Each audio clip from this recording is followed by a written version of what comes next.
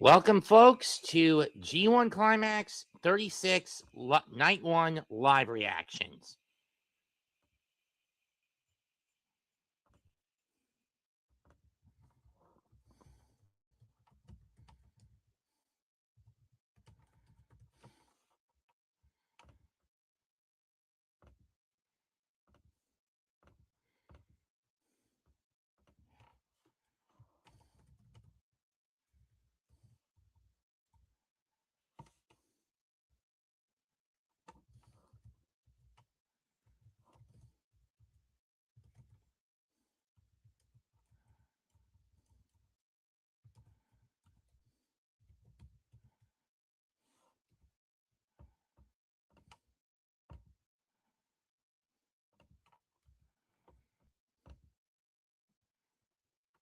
Salute Raf Basketball Podcast.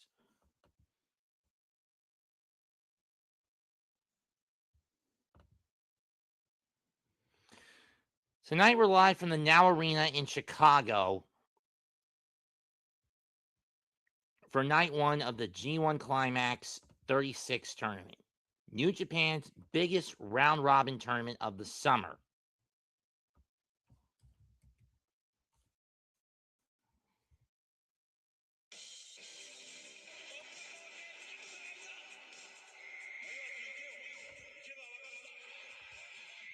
Tonight's card kicks off with Aaron Wolf against Hinare, Shingo Takagi against Jake Lee, Oscar versus Ren Narita, Yuto Ice versus the Great Okan, Shota Umino against Zack Sabre Jr., Hiroki Goto versus Sonata, Yuya Uemura versus Cal Newman, Bolin Oleg versus Ryohei Oiwa, and in the main event, a rematch of Wrestle Kingdom 20, Konosuke Takeshita versus Yota Tsuji.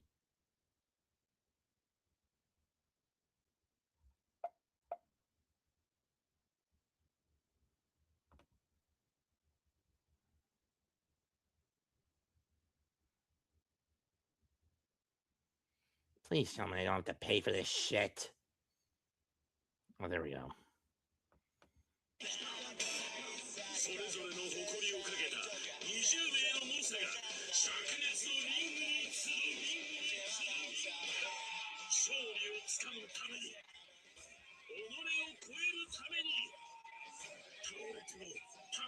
Poor shit.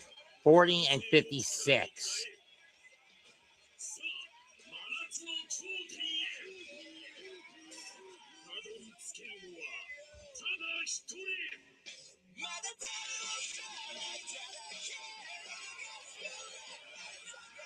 Only two not vying tonight due to scheduling conflicts, Drill Maloney and Gabe Kidd, who will face each other when we get to Sapporo next week.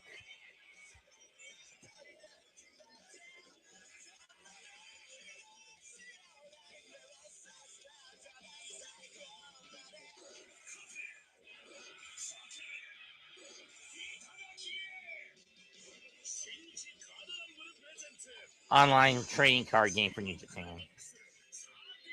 And I've got my scorecard ready to go. And me. And let's get started. We're live in the Now Arena in Chi-Town. I'd see about 2,000, maybe 3,000 in attendance. Yoshiko onegaishimasu, guys. And here comes one half of the IWGP Tag Champs and 1/3 of the Never Six-Man Champs, the face of fear, Hinare of the United Empire. He'll face Never Openweight Champion Aaron Wolf.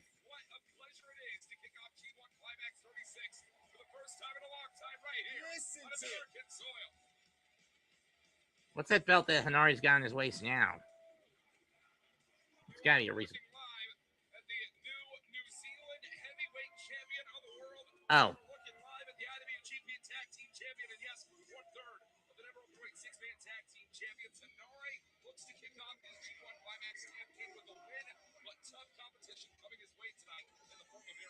No doubt, Trios champion, Duo Tag Team champion, individual champion as the New Zealand Heavyweight champion.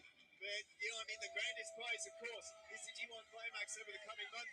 And also a great opportunity for Hinare to face off against the Olympic gold medalist and the Never Openweight champion. In Aaron Wolf. Hanare, no stranger to the Never Crown himself. He actually held it for a short time.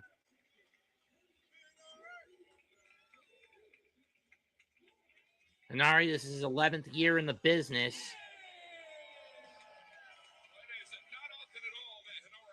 Or his 10th year in the business.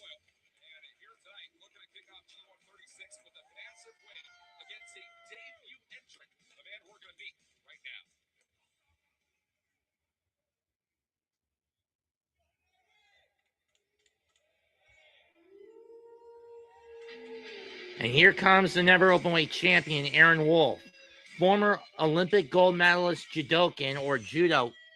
He won an Olympic gold medal in judo. Two-time never openweight champion.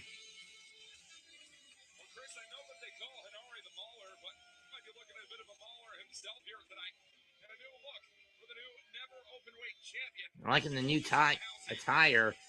Pete's the young lion look. A little bit of history, Walker, for the first time since the year 2000, 26 years was the last time that Kenzo Suzuki it was that made his G1 debut in his pro wrestling debut year. And that is the level of Aaron Wolf, the super rookie, shot to his first never championship reign in Wrestle Kingdom in his debut match. Now a two-time champion, looking to become G1 champion over the course of the most grueling endeavor. I mean, I am liking the new look, the new trunks, the vest.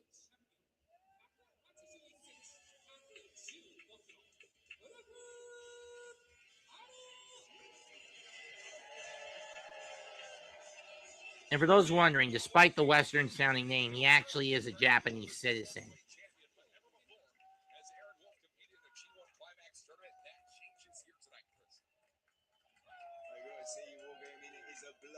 Atmosphere ever since before our opening video played here in the building. This is really something to be here in the great city of I've only called one Aaron Wolf match to date, and that was when he beat Evil for the never openweight title at Wrestle Kingdom. Referee Kenta Sato.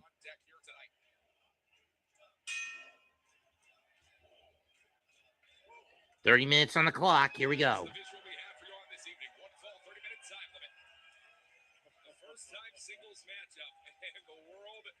Both men starting the collar and elbow.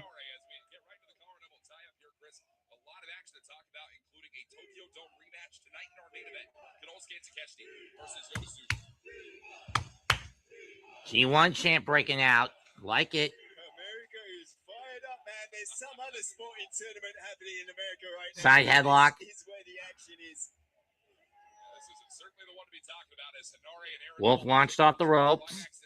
Shoulder tackles. 2 years ago, that Hanare kicked off a G1 Climax over in Block B, and that did not go the way that Hanare had anticipated his last G1 entry in 2024, Chris. Yeah, he spent all of 2025 on the shelf with a knee injury. It didn't go the way he anticipated. A loss to Eddie Kingston in 2023.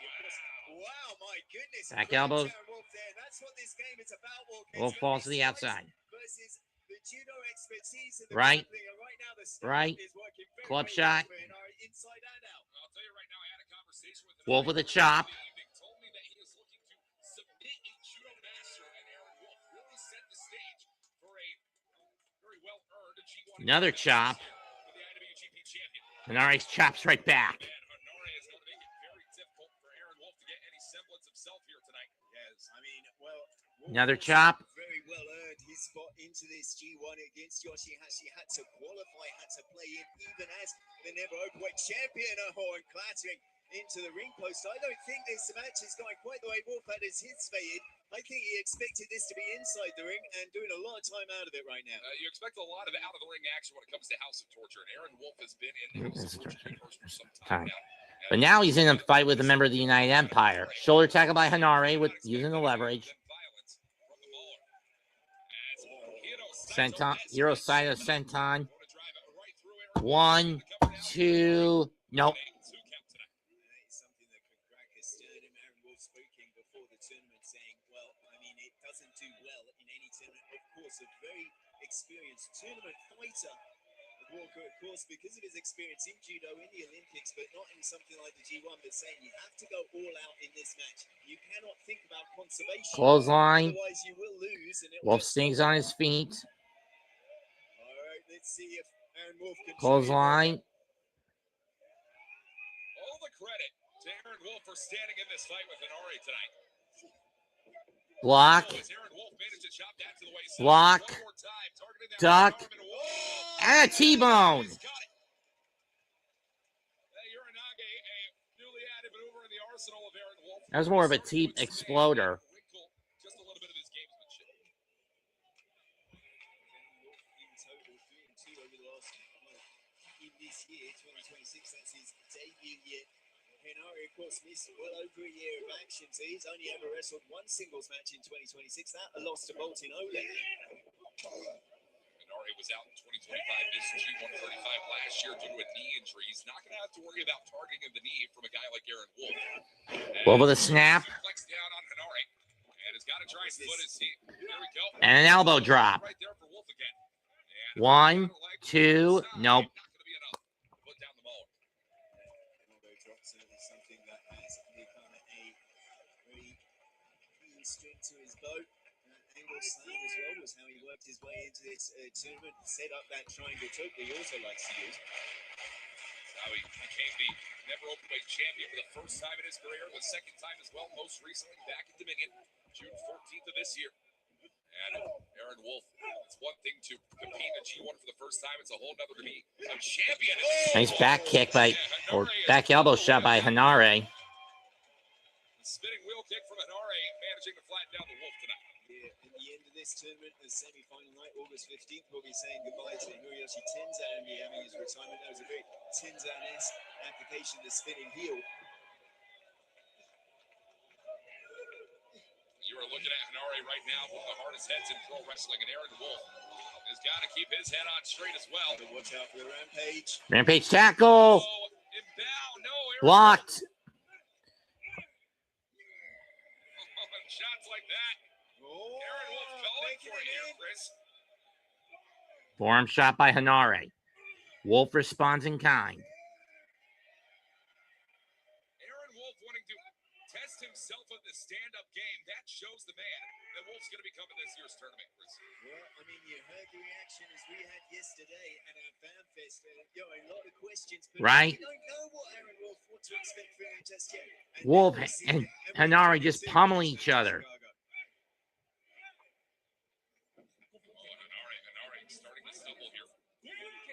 So he misses a chop shot to the bread basket. That liver punch from Henare. I think he maybe Going for the- Ultima here, Chris. Going for the ultimate full Nelson. Minutes past, of course, 30 minutes, the time limit for every G1 league matchup. If it went the 30-minute distance, it would be Wolf breaks free. and it would go to a draw. Judo takedown. Take a look at that from Aaron Wolf, this judo background coming at you. And again. The beautiful takedown there one more time. And another judo throw. Only going to flatten down the IWGP Tag Team Champion. You see, I think we saw it with Yoshihashi as well in the play-in. The initial drive for Wolf beat Yoshihashi in a play-in match to get in this. Olympic slam. Henare gets free, and there's Ultima. And Ultima is now. Henare's got Henare's version of a full Nelson. Are interlocked. We can see it from behind there on Aaron Wolf. As Aaron Wolf, this could be a verbal submission that we're looking at now. Wolf lacing his own fingers to prevent the slack that would give more pressure. Fingers to try and weaken the grip of Henare on the other side. Might want to reach down, grab his leg, and try and break it that way. He'll get to the ropes, and he does. And Wolf gets to the rope. But Henare is not letting go. And he does at a 3 count. At a count of 3. Aaron Wolf, not exactly a leg submission guy, not exactly a leg attack guy. There's no leg-based attack in judo, and so it's been a very different ball game for Wolf, especially coming into a tournament like this. Yeah, that's also not exactly Henare's game either. He likes to stand, he likes to... Rampage tackle caught. What a power slam. And Aaron Wolf, a lot of power, going to drive down Henare on that shot, and this action rolls on. Yeah, the pause once this match was made, Henare saying on social media that there's a saying in the martial arts world, your black belt tends to go flying when you get punched in the face. And Aaron Wolf responded, well, someone's bravado tends to go flying when you get thrown by an Olympic gold medalist. And we saw it right there. Power slam from Wolf, going to set him up. Here we go. The Reverse angle slam blocked. Chop. And a big chop to the chest of the Mauler.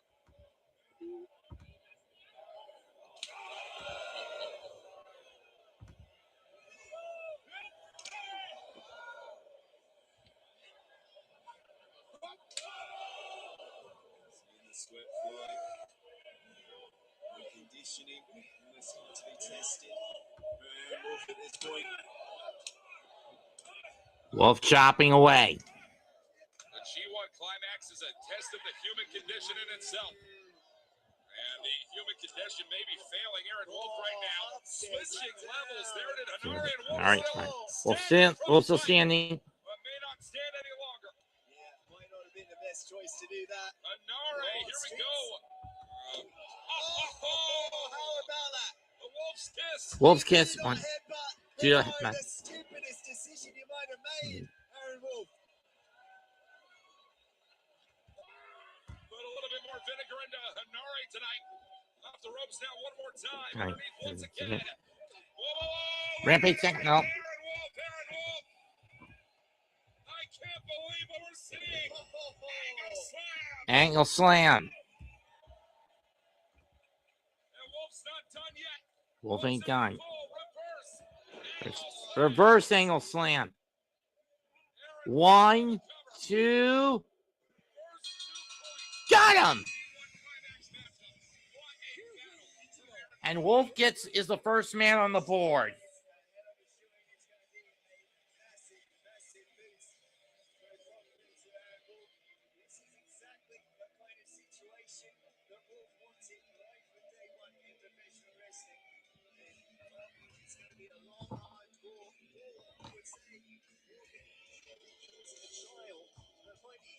Tougher than the trial you counted in 2021 go to Olympic gold. No doubt about it. If Aaron was able to overcome on that experience, there's no doubt in my mind. And if he so wishes, Wolf now has both an IWGP tag and never six-man tag shot in his pocket.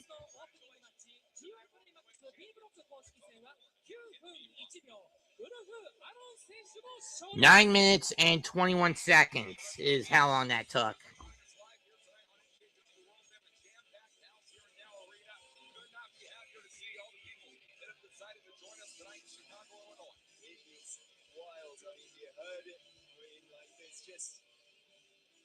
Chills going up and down the arms. It's a special kind of electricity when it comes to the G1 Climax specifically. And man, what a time we've had really all weekend.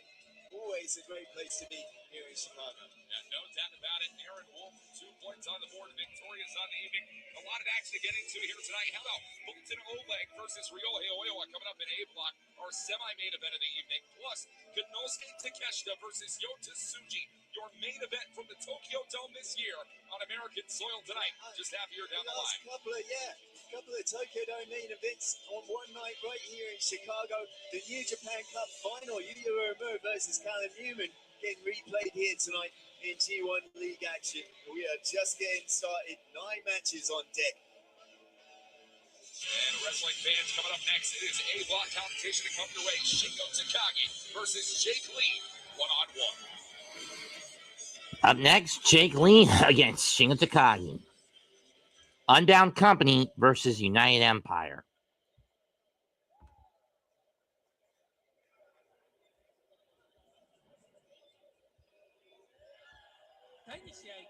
G-1 クライマックス A ブロック公式戦30分一本勝負を行います。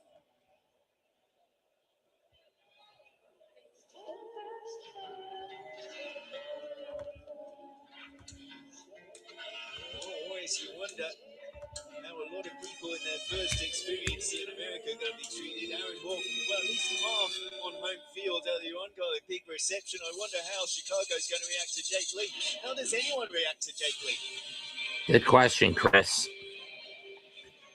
Most people wouldn't know Jake Lee unless they had either an All Japan World or New Japan or Wrestle Universe account over the last several years.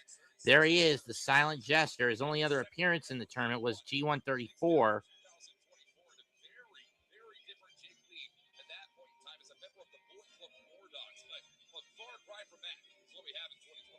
Jake Lee since then, took a terrifying spill in September of that year, sustained a severe knee injury as well as aggravated a lingering case of what was spinal stenosis that was undiagnosed. Jake Lee spent a year on the shelf, a year unable to move, in blinding pain in the same four walls of his apartment, I mean, that would drive anybody insane. Of course, And Jake, a former GHC heavyweight champ, former Champions Carnival winner in All Japan, former Triple Crown champion in All Japan. GHC champion was Noah, for those wondering.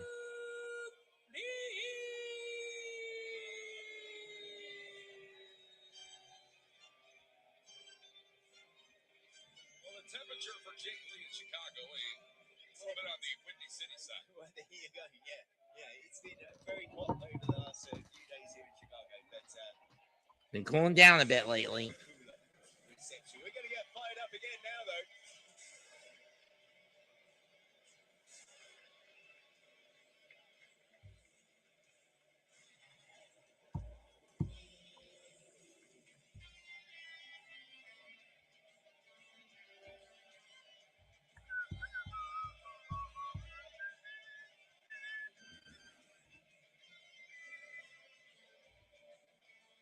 It is a man who is no stranger So we're down to 5. England moves on. Norway's out. Just between Argentina and Switzerland to see who gets the last spot, and we'll play the Brits. Only hope to outdo his personal best of 2024, running into the playoffs of that year's tournament and go all the way to a Rio Gokusumo Hall final. And when it comes to Shingo Takagi, certainly a lot of history to talk about, Chris. When it comes to Jake Lee, it was Jake Lee who put Shingo Takagi on the injury reserve back around January, early February. This month with a giant killing knee strike, broke the rib of Shingo Takagi back during the Road to New Beginning series. And let's not pretend Shingo Takagi has forgotten about that for an instant.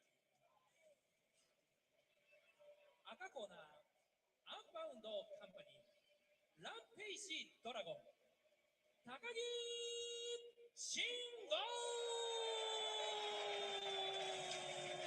Takagi, no stranger to these United States, Walker. レフェリー佐藤健太 Is once again Kenta Sato. And 20 singles win-loss record here in the United States of America, going all the way back to 27th of August 2005.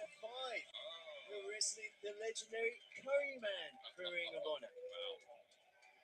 Shingo Takagi had a brief excursion as a part of Dragon Gate down in Houston. True. I have a couple of friends that promoted a couple of Shingo Takagi matches.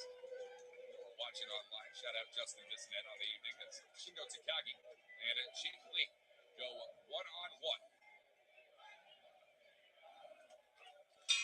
And Chris, as we get to talking about Shingo Takagi and Jake Lee, it doesn't. Shingo and Jake, get ready. Last G-1 Climax that Jake Lee competed in. Well, a very different man. He's going to hope for a very different result from their last and only singles encounter. Takagi put down Lee back in Nagaoka in the G1 2 years ago. Well, and then, you think you flash back to earlier on this year, the then recently married Shingo Takagi had to undertake, well, rather an unpleasant and painful honeymoon. Jake Lee with the dry and killing years, you mentioned, really putting him on the shelf for quite a few weeks. True. Chris, as we get We early get a break. match card here tonight, I have to ask you, with a change of scenery, a change of pace, most of our talent flying, 12, 13, 14 hours over here to the United States of America, does that impact things on the night one of the G1 rankings? I mean, you're right. I think, though, most of us have been on the same boat. Somebody who has not been on the boat is the noble absence of Gabe Kidd, who is currently not allowed in the country at this standpoint. And so, True. he was Irish whip reversed. American-based. Shoulder tackle knocks Lee down. Shingo riling himself up. Everybody's been flying in. Not many Americans in this G1, Walker. And not a single one. Oh, it's half of one. Yeah, well, there you go. As right in front of us here on the outside of the Chop. Takagi and Jake Lee. Shingo certainly knows how to utilize. Yeah, we've got at least 2 Brits, a New Zealander, Can we talk about the mental game of Jake Lee so far in the year of 2026? Yeah, I mean, I or think 3 Brits, a New Englander, and a New Zealander, and 17 Japanese in this year. Lee whip, reverse, and Lee goes sternum first into the barricade, but at the hands of Shingo. Oh, and 16 Japanese and a Kazakh. Excuse me. It's a very difficult ball game for a man like Jake Lee. He's wrestling for the first time ever in the United States. Am I correct on that? that is correct. A couple of clowns here in Chicago. Jake Lee certainly knows his way Takagi throws Jake back into the ring. Shingo Takagi, of course, no stranger to the United States. Has competed many a time in Chicago. Shingo, no stranger to the U.S., having competed over the years for Ring of Honor, Dragon Gate USA, AEW. Oh, come on. Break. You can't Fortnite dance in Chicago. You got to give me a break. Good grief. Big in Chicago. Yeah, that's what I've I heard. wonder whether dental gloves are big in Chicago. Chris Boyd. I might find out. Jake Lee 4 and 5 in his only G1 appearance 2024, but did win his first. And Shingo Takagi has been very up and down, predominantly down on In his opening matchups. The two times where he won his opening night Right. walker were his best two performances in G1 Climax. 2021, 6-2 and 1. One. Nearly made the finals. Is the cover there? 2. Nope. And it's 2. And then the only other time where he won his opening bout was in 2024, made it all the way to the Semifinals. Only to lose to Zack Sabre Jr. Shingo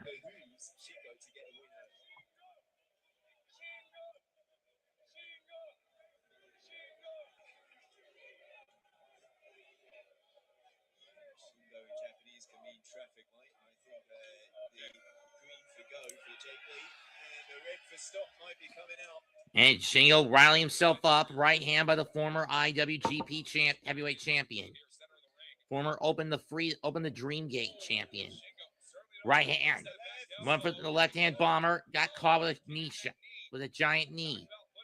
Front guillotine.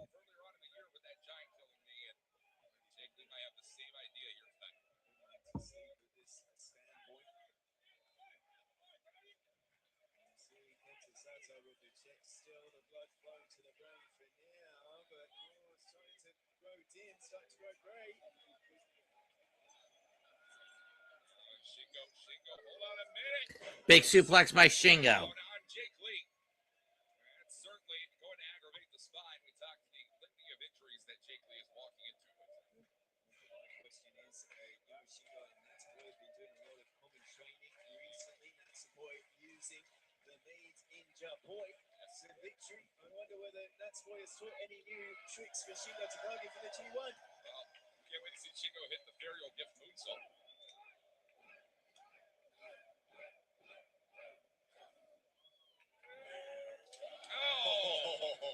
Tagged him right on the jaw there. Tag him on the jaw. Well, Shingo saying that was the fall of the palm. 5分経過5分経過5 minutes pass Say, well, I'll believe you thousands wouldn't. Jake Lee now places Shingo on the top rope, knees him to the face, and sends Shingo out of the ring. Everywhere in that midsection of Shingo, it's doing a lot of damage if you're Jake Lee. Wait a second. Touchdown to size. And face first for Jake Lee on the outside here. Watch out now. Death Valley Driver. DVD. Yes, it is.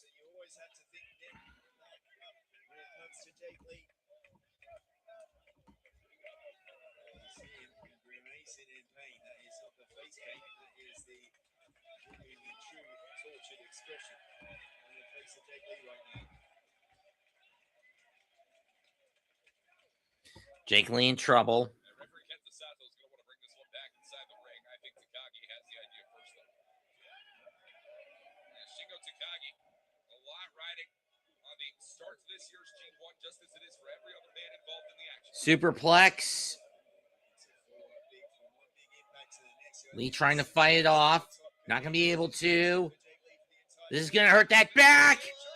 Jeez!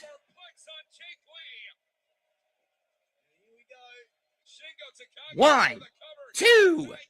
No, not enough, not enough. Shoulder up for now, but I do remember, or maybe Shingo Takagi might be thinking that time might have arrived here in their arena. Very appropriate building to me. The time is now. My time is coming, he says. Don't showboat about it, Shingo, just do it. And this is a guy who's about 2 to 3 years my senior. Going for Main Japan. But Lee is blocking it. Knee to the gut. Irish whip verse, knee to Snap, giant killer knee, snap mare, Jake Lee right back on penalty kick. the penalty kick. Well placed. I think we're very, very fortunate that the match today didn't go to penalties, but Jake Lee put one in the back of the net right there. And you see it's the solar plexus, the upper side. It's bordering Shingo, choke slam perhaps.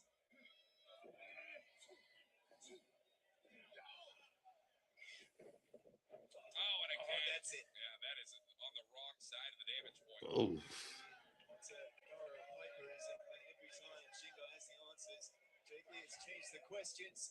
Watch Oh, it. wait! Shingo. Shingo caught the boot. Oh, dropped right down. Dropping the knee, and that's that same bad knee that was He's doing it. ruined in 2024 in a dragon screw by the dragon. Jake Lee is doing a lot of favors for Takagi here. And a picturesque moment. Shingo Takagi passed right by there by Jake Lee. Snap German. Shingo's up on his feet, though. He's still standing. Oh, wait. Captured down. No. It shows how Shingo Takagi is having to think outside the box here, Walker, and go to that sliding, pinning version of the pumpkin bomber. This is the best I've seen Jake Lee Headbutt. time here. That bomber pumped right through the silent jester. If we can see it here. Driving down. Drive Shingo Takagi. down. Lee 1, 2. Did he get? No. Just two.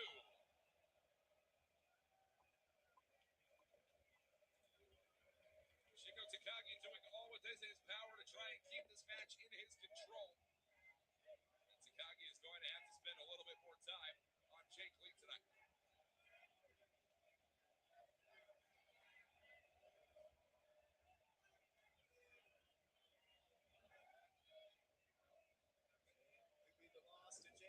That's a dragon reversed into a sleeper.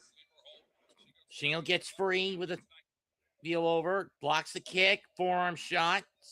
Right, left, right, left, right, left. Poke in the eye. But he gets hit in the headbutt. And now thumb in the eyes by Lee.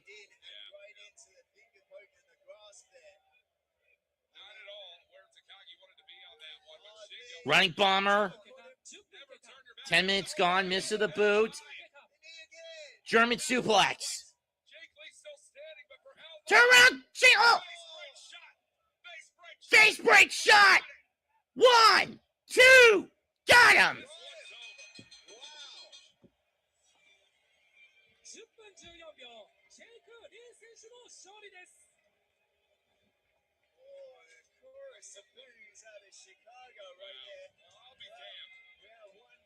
Took a bit over 10 minutes, but the smart Island Jester, the smart bastard, gets on the board first.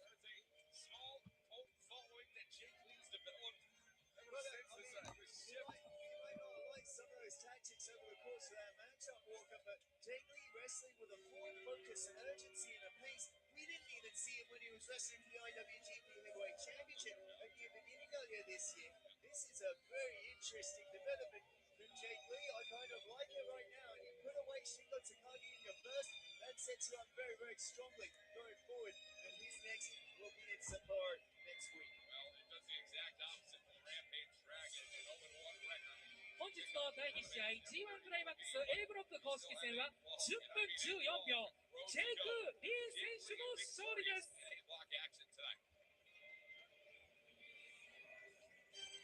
Can I not be throw some viewer bones, guys?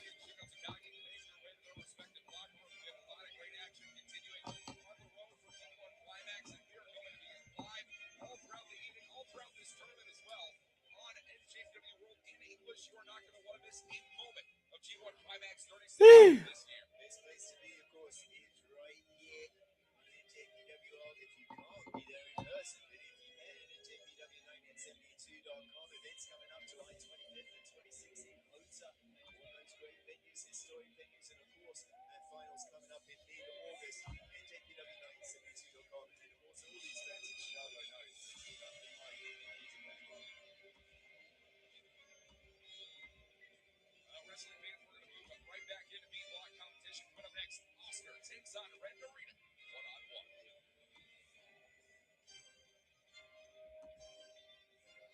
Good thing I never put either Aboriginal or Hardcore Sports Networks in here.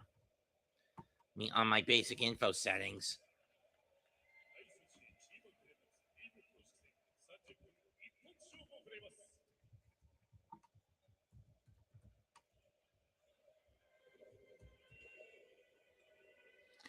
Up next, Ren Narita versus, who is it? Oleg? Yeah, Oleg.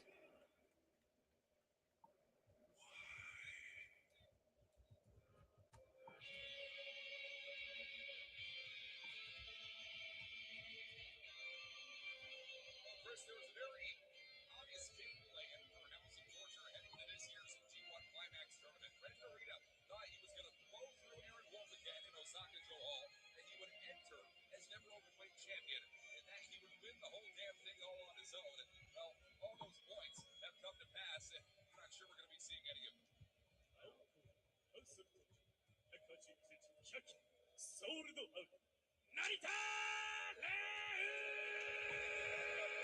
Just this past week in Kuroko and all was to drive out the entire pound car and make sure the Udra Taka actually put away Oscar to play into the G1 and well be the security in the little insurance policy for Narita. Oscar, and with the help of Yuto Ice, solved all that issue. Oh, he's facing Oscar. Never mind. I thought he was facing you. I thought he was facing Oleg.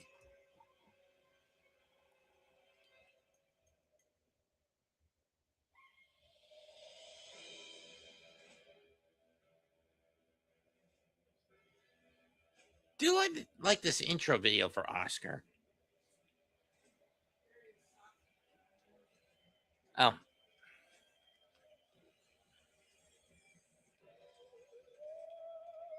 It was less than 1 year ago when Oscar and Yuto Ice made their return into New Japan Pro Wrestling from excursion to form the Knockout Brothers and quickly dominate the heavyweight tag team division as your IWGP champions, Chris. But now, in the G1 Climax 36 season that is upon us, Oscar and Ice no longer IWGP tag team champions, and now something solo to fight for in their debut G1 entrance. I think you can see, you can feel, you can hear, and you can look at a very different demeanor out of Oscar as an individual competitor than what we normally see in the tag team. This is a scary decorum for Oscar. And certainly, the vibe, monster-ish out of Oscar. 6'7" of brute force and an awful lot of power. That massive German, the Teutonic Titan is Oscar, and well, we'll see whether that pays off. Here's my question with this match. Did any of the scumbags in the House of Torture make the trip outside of Ren and Sonata? We're going to unload it all here tonight in Chicago, Illinois. Oscar versus Ren Narita, one-on-one.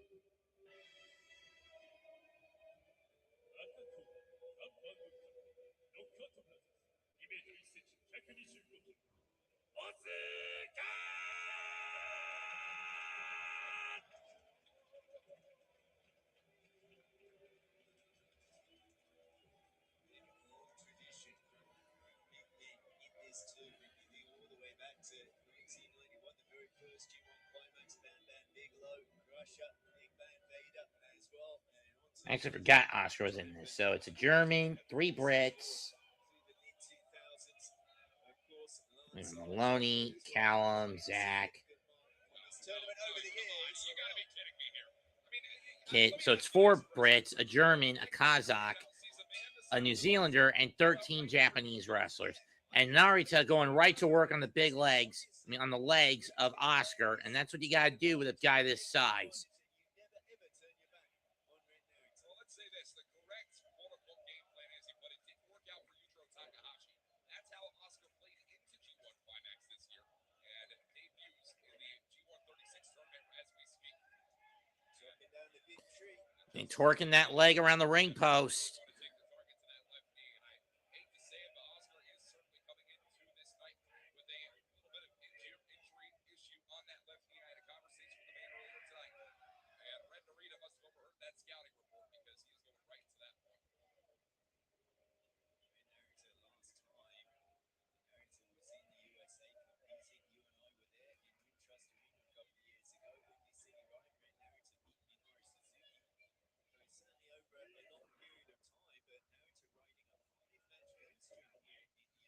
And then tried to force himself to the front of the line for the IWGP Heavyweight title against Moxley. Shoulder tackle.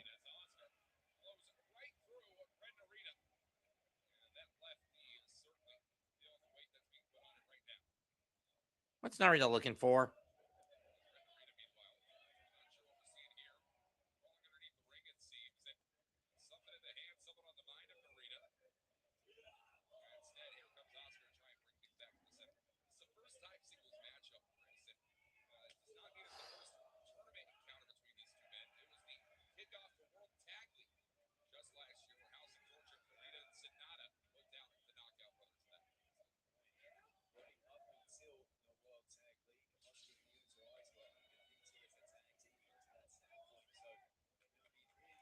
Still a shocker that Narita and Sonata never got that tag title shot.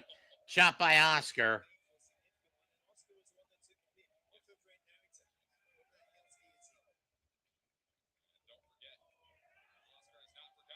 So he's missing up and over the barricade. Oh no!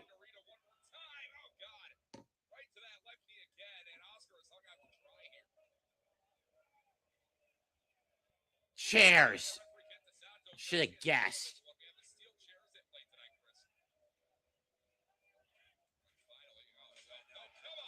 Give me a break.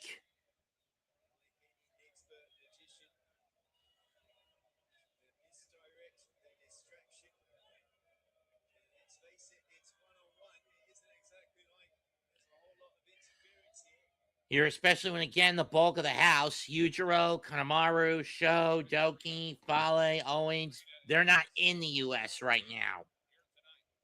And Dick Togo, they're not even in the U.S. right now.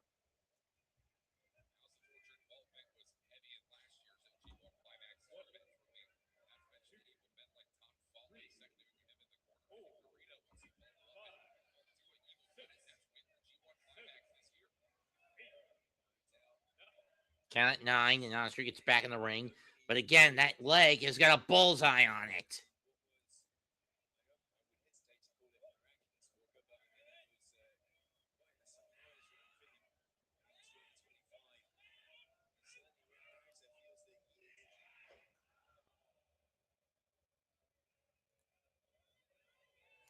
And driving his weight onto that leg is Narita.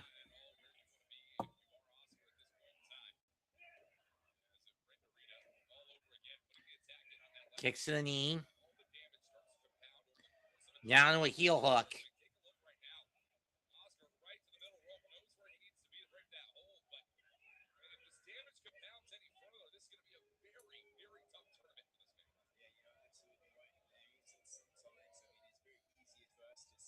At the very least, he'll get a week off heading into Sapporo. Right hand by Oscar. Right hand again. Trying to fight back. Uh-oh. Oh, give me a break. And another drop kick to the knee joint.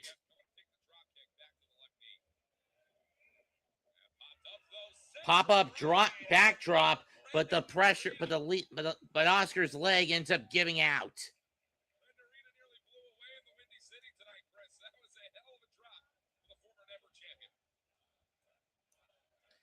And former World TV champion.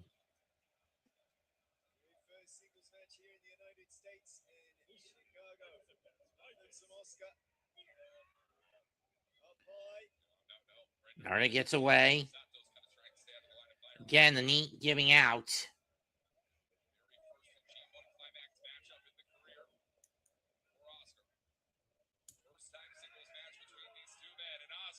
Oscar was on one leg with the slam.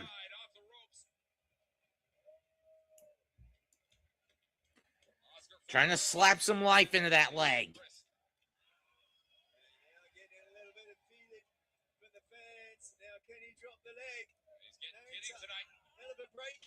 And missed with the opposite leg. And now Narita back to the heel hook. Back to the stump puller.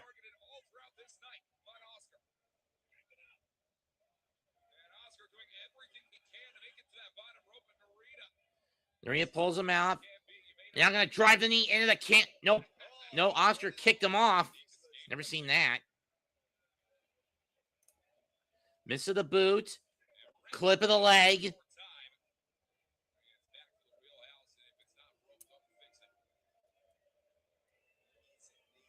Ren disappointed a lot of fans in America when he joined the House of Torture at the end of 2023. I'll tell you that.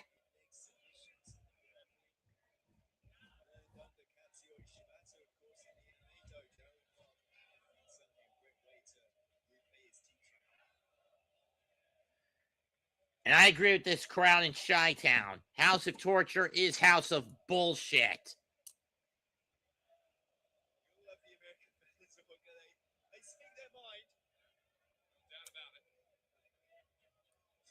Right hand. I would have said House of C's, and you know what C I've been using as of late on stream. Oscar's got him goozled. Chop across the chest. Down goes Narita. Narita.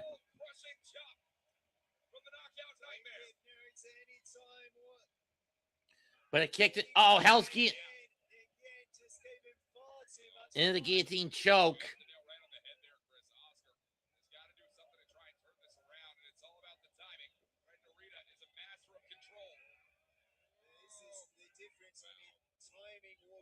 So different timing and pacing. You know this between tag team and singles wrestling. Oscar learning a hard lesson right now. Oscar breaks free.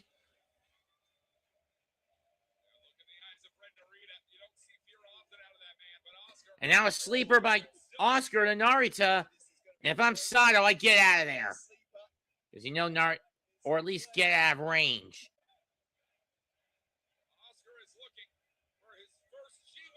Kick to the knee again.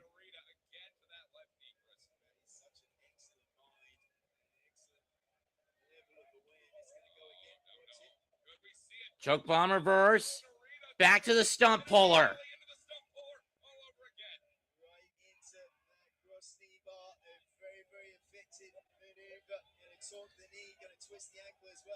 And now to a modified figure 4.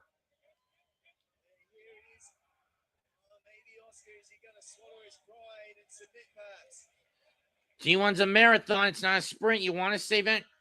Oscar's close to the rope, and he got it.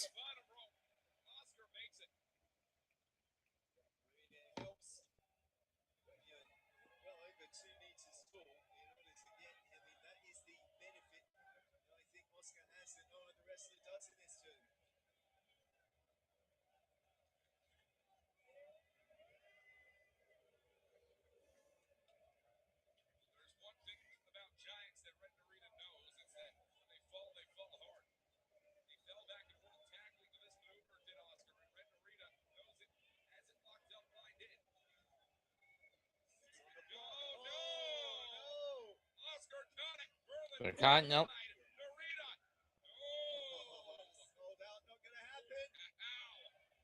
So that blocked into a choke. Back into the Nightmare Sleeper. Swinging, swing, swing.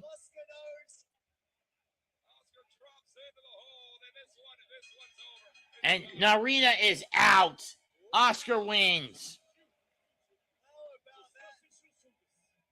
For the second time tonight, Walker, somebody in their debut G1 match has gotten 2 points on the board. That is a big, big get for Oscar here tonight. What a win for the former IWGP Tag Team Champion. Congratulations to Oscar.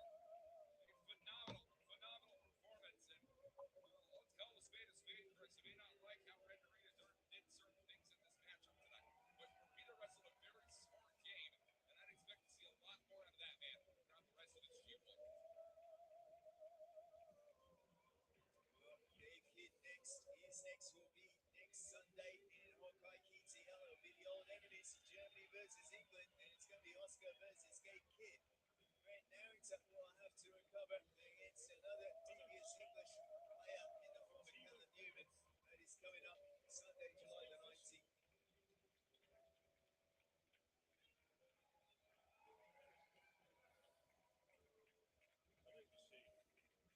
2 points on the board for Oscar in a B-block matchup here tonight. And we're going to be following up very soon with the G-1 Climax entry of Oscar's own tag team partner, a man by the name of Yuto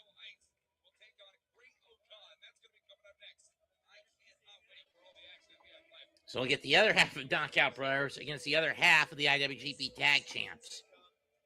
Interesting. Up next. Well, we're a third of the way through this card.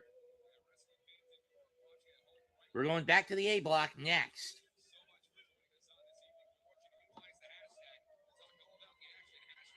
G-1 Climax 36. Talk about your favorites in professional wrestling in the world today. Lost number 2 points on the board. Utah Ice versus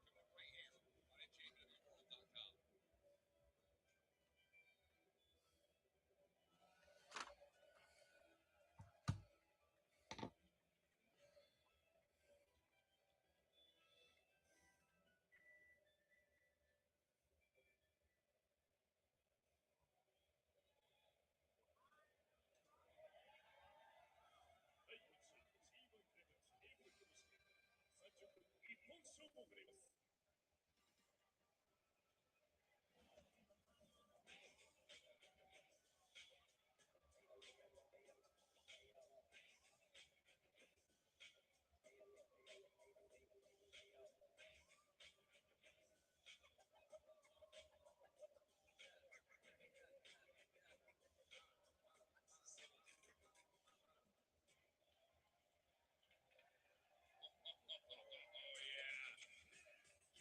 There's a certain style, there's a certain way that Here comes Utah Yuto. likes to conduct his business.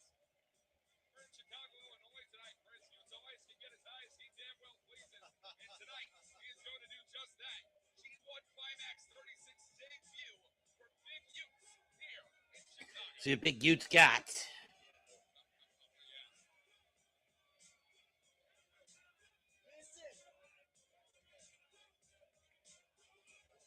Let's get a high chart here in Chicago. Not the first time it's going to hurt. Tucker is going to do the honors, I think.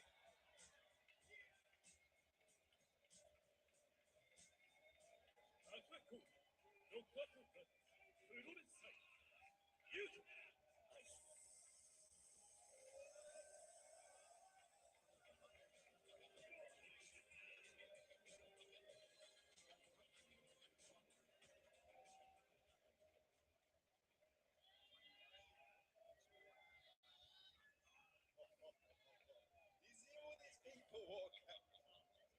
Now, they do not love him.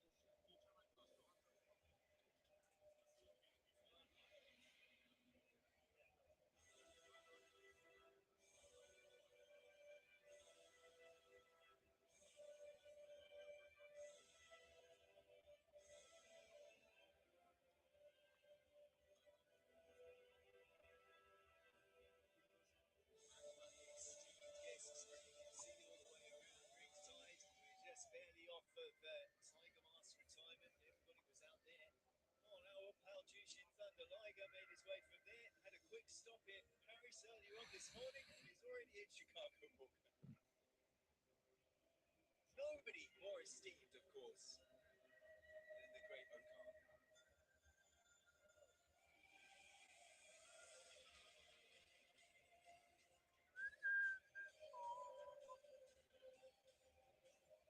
Well, there may be a lot of love for the people from Utah Ice. There is not going to be any love from Utah Ice and Great O'Con. Let's not forget what happened just a few weeks ago where Great O'Con stole away the IWGP Tag Team Championship out of any team that stepped up against the Knockout Brothers. I think that Great O'Con rated amongst some of the lowest on expectations. And there he is, the other half of the IWGP Tag Champs, and another third of the never six-man champs, alongside Hanari and Will Ospreay, the Great O'Khan. For some time now, a double champion here in New Japan Pro Wrestling looked to kick off his G1 Climax with a bang. Yeah, well, Utah Ice all the way through the lead up into that matchup in Osaka Joe Hall on June the 14th was really looking past Great O'Khan to Inari. That was the fight that he wanted to have. And that's really kind of needled at Great O'Khan, who has been distinctly taciturn over the last few weeks here in New Japan Pro Wrestling. He's been in, been violent, and it's been out. That has been the game plan for someone who is at one time extremely vocal on behalf of the United Empire. True.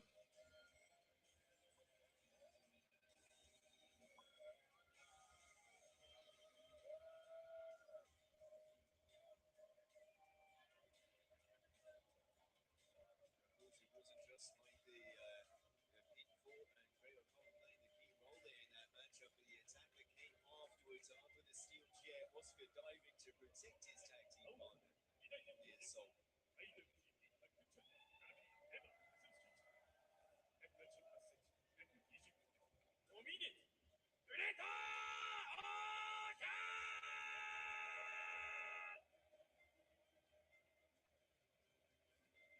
I want to thank the incredible Takano Shibata for his incredible announcements that are going to be done all throughout the night in conjunction with our beautiful, lovely Abe-san. Let's do it. Who has made the travel all the way from Tokyo to here tonight. It's the second most beautiful Abe-san in the world, Walker. It was the first.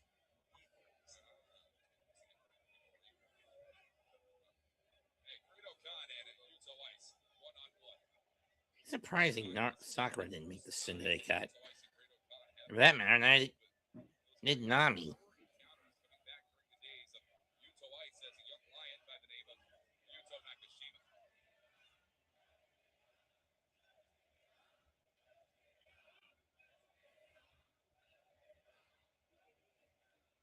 Oh man, I want that to take off all the way across Japan this summer. The bell sounds. It is a one-fall, 30-minute time limit. The debut G-1 Climax matchup. High ambition for Yuto Ice against Great Khan.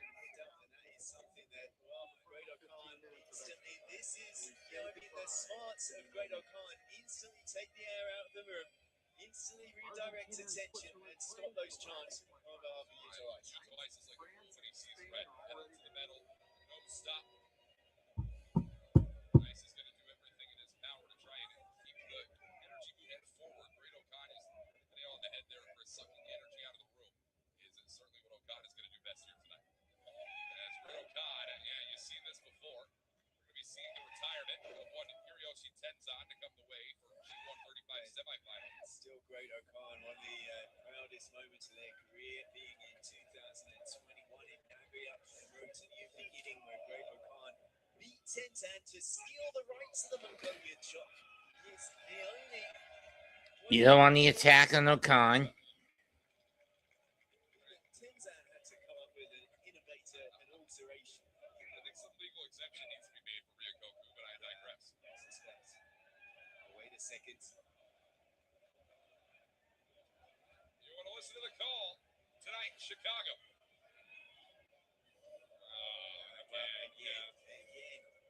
He didn't just get out the way of the knee, but got out of the way of the ring. And this is such great crowd psychology on the part of Great Khan.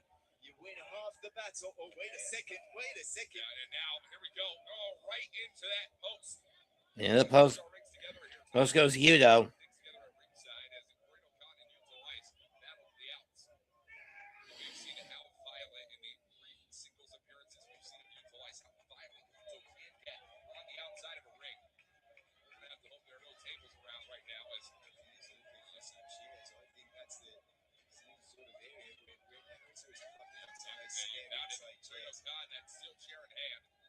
And referee Kenta Sato is going to need to do something about this. As a shot right to the midsection. And come on now, this is a blatant lack of care for the rules here in New Japan. Well, not that Great Khan really cares about the rules, and very often, especially in G1 competition, we will be a little bit looser because we do want the winner and the loser at the end of the day. It's not in the ring. Khan trying to tear apart the arena. Fans paid a lot of money for that very good seat right there. You gotta be kidding me. It's Yuto Ice head first. That is not a comfy cushion whatsoever. Great Khan teed it up. Oh! Right to the skull of Yuto Ice. Great Khan, yeah, he's gonna have a nice sit. How about that? He doesn't enjoy a good sit. Certainly Yuto Ice is not enjoying his lie down at the moment.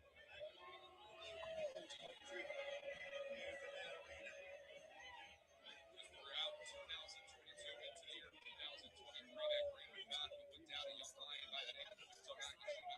Everywhere from Japan, also State Japan. And it is Yuto Ice certainly has less than fond memories of that.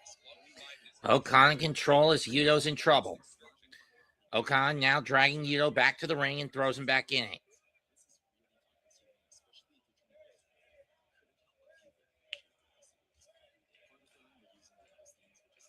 tells me, Chris, Great O'Khan not exactly one of our takes. Well, I think Great O'Khan's eye is on an entirely different level. It is a certain high level of self-satisfaction. It is the enjoyment of fine things and fine dining that will come in all the finest restaurants in all the land here in Chicago. I expect I feed you well. I must be dreaming. Yuto Ice is fighting like hell. For all the pain that's been put through by Great O'Khan this year. Yuto Ice has been fighting with his back against the wall, been fighting for months. Mongolian chops by Tenzan. I mean, Okanda Ice stole them from Tenzan 21. I keep forgetting about that. Shot might have sent the tree. Is Yuto Ice crashing all the way down? We saw one unexpected victory for a Eh. member of the Empire earlier on in the night. That came in the form of Jake Lee over Shingo Takagi. In fact, so far, Hinari, Hinari fully tackles Hinari in Empire 101 on the evening. 5 minutes in. So to stand up to the test that woke on tonight.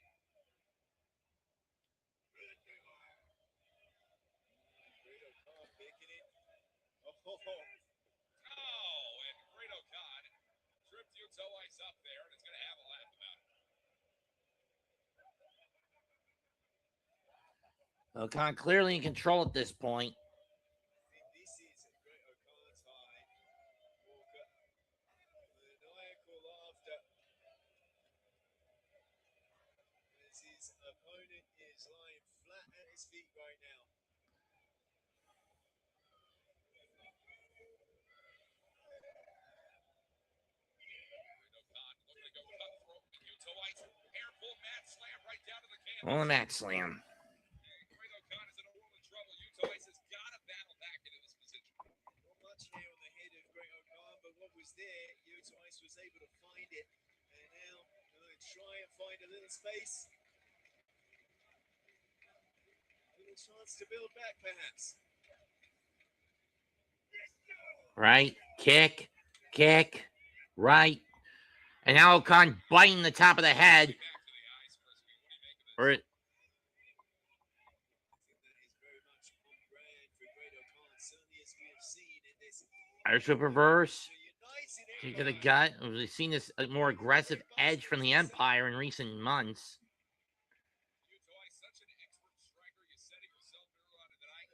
A man who has been fighting since birth for the money that he's earned, and these are educated strikes. Education is going to come from the streets. And now Yuto stomping a mud hole in Okan's ass, and he wants to walk it dry, but Sato's not going to let him. Potentially to the pay window. Delayed, but not denied, perhaps.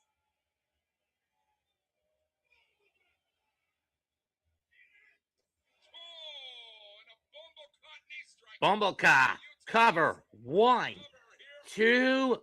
Nope. And a 2 count on Great O'Khan is going to keep this action rolling. It's a long two as well. Think about how much longer it felt for Yuto Ice in that position, Chris. For sure. Kick to the back. Yuto Ice just such an incredible striker, Chris, and we're seeing that on display right now in this control. There's hardly any intricate technique when it comes to Yuto Ice. It is straightforward. Oh, he got caught. Second. And Tenzan, and now Okan biting on Yuto again. There's no need for any of this. Kenta Sato has let a lot of things go thus far. Chris. Right hand. Pump kick misses. Kick blocked. Pump kick of his own. Went for the fist. Got caught with a kick to the roundhouse to the head.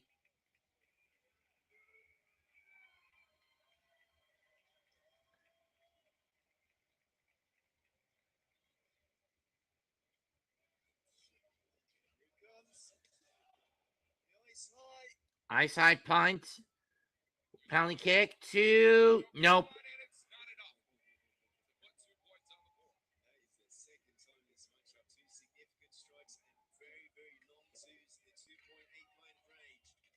And now he's getting limber, Walker. You know what happens next? He's going to be looking for Cruella soon enough. Over Cruella. Far from a Cinderella story as Great O'Khan. I mean, once again, trying to escape here, but Yuto Yuto not having any of it.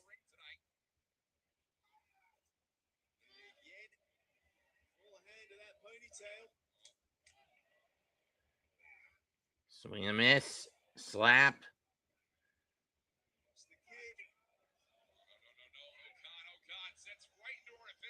Oh, come on. A low blow. This is BS. And now the Eliminator. You've got to be kidding me.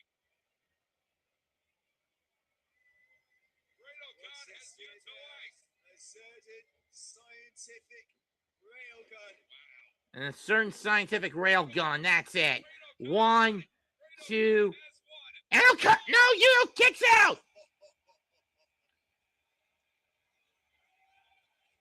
A tournament like this, Chris, it's going to prove your resolve. It's going to prove what pro wrestling means to you. There is no one who lives more for the fight than Yuto Ice does.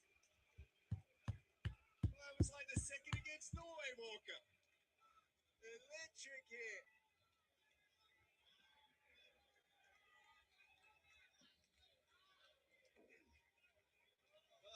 Now that claw's in. 10 minutes gone. Yuto gets free, but takes a closed fist to the mush.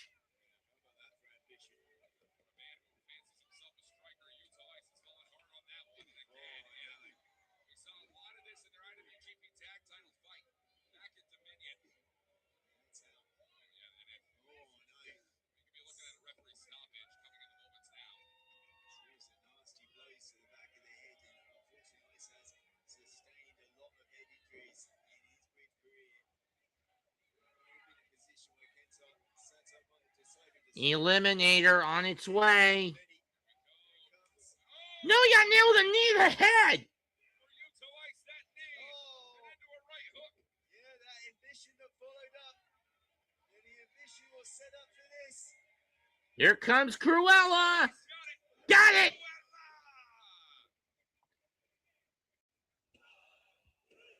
And it's over. Yuto just got himself an Oscar, another crack at the IWGP Tag Titles.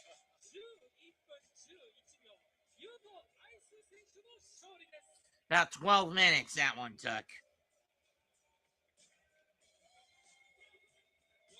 win and what a really a trio of matches for debut individuals in this year's G1.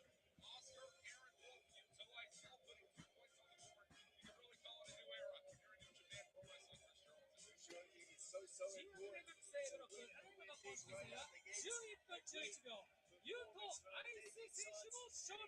Climax 36. That's a measure of revenge against, well, 1/3 of the member sixes and 1/2 of the IWGP Tag Team Champions. There is no doubt in my mind or any other that Yuto Ice and Oscar will one day put their hands on that IWGP Tag Team gold again. There's no doubt in my mind. One day they'll reach an amicable split and go after IWGP Heavyweight Gold when they choose to.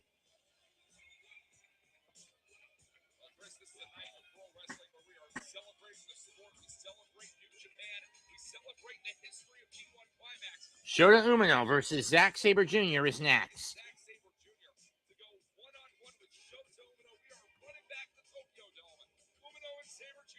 Question is, what kind of condition is Shota in after what happened to him this past Tuesday in Korakuen Hall?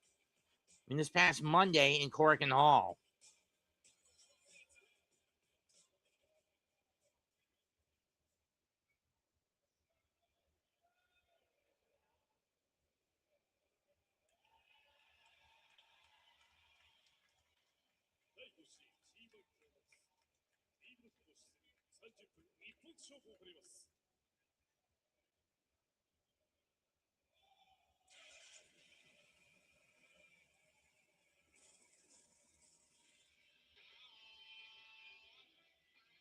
The now former IWGP Global Heavyweight Champion.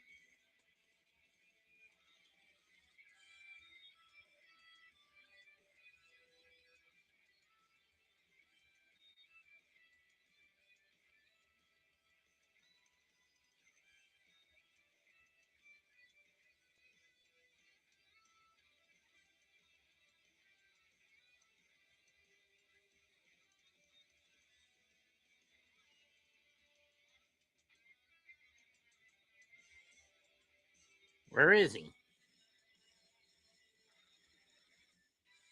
There he is. Well, Chris, there is no doubt about it. The sport of professional wrestling is one of high highs and very deep lows. And it has been quite a tumultuous ride for Shota Umino over the course of the last month in his career. Won the IWGP Global Heavyweight Championship, was on the top of the world. His first career singles title, his first title overall, only to defend it at Forbidden Door and lose it just days down the line for a new Global Heavyweight Champion. A man not in attendance tonight. Deep Kid. Now Umino, banged up, bloodied, and beaten in Portland Hall, has to step to the challenge of the G-1 tournament. And get back and get into a situation where you can get back into the IWGP Global title situation. He was sent down to the absolute nadir. Thanks to Gay Kid, it was a sickening display by that man who I'm ashamed to call my countryman in Gay Kid just a couple of weeks ago. Well, less than a week ago. And now Shota Umino, the question is whether that match with Gay Kid, August 8th in Yokohama, still to come in that tournament. Is that going to be everything Shota can think about? Is that going to cost him? Or is it going to be the momentum, the motivator that drives him to success? And it might be... That is a good question, Chris Charlton. See the answer here tonight.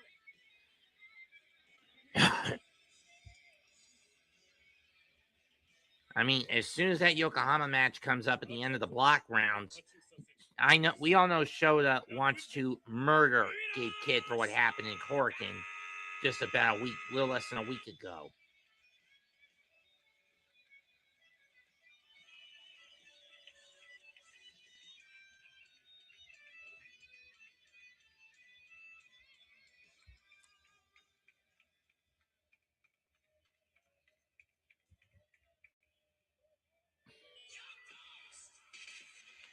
And here comes the man who beat Umino in that Tokyo Dome main event at Wrestle Dynasty last year, Zack Sabre Jr. Zack, no stranger to competing in the U.S. He's competed in Evolve, Pro Wrestling Guerrilla, WWE,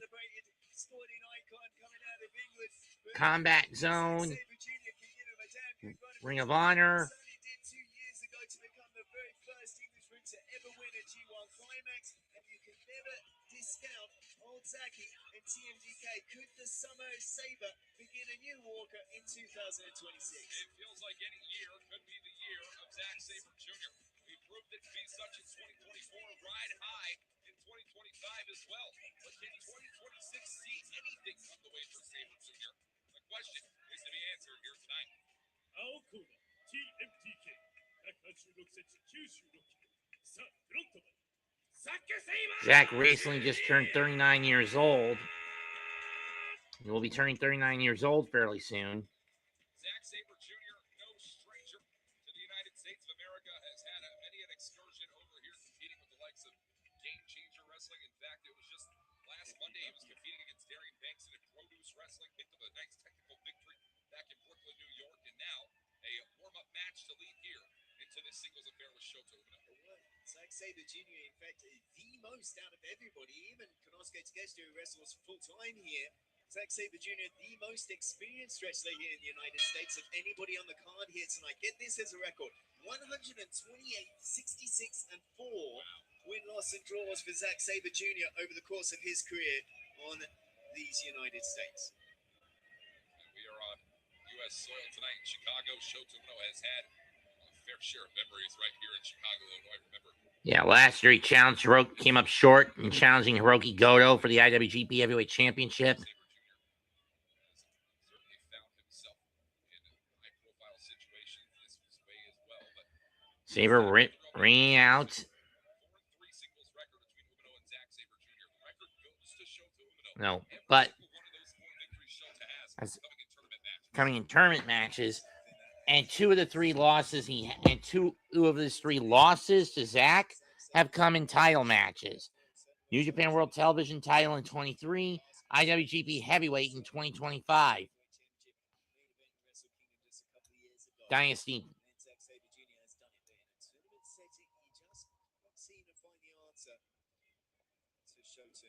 I'll tell you this, Chris. I don't think that Zack Sabre Jr. wants to be anybody's measuring stick, but he certainly becomes that for Shota Umino, hasn't he? made it back at the Tokyo Dome. Shota Umino, a lot of controversy surrounding that performance and the loss. But the following G1 Climax match they had blew everyone out of the water. You could say the same thing about their New Japan Cup interaction earlier this year. No doubt. Ooh, PK missed there. And Beautifully so, right into that. Over the neck twist. Shota kicks him off. Off the ropes. Misses the boot. Drop kick to the knee. Smart move by Shota. And Zack Sabre Jr. is running the gambit. great bit of motion there, certainly. And Shota Umino bringing it a little bit of momentum there.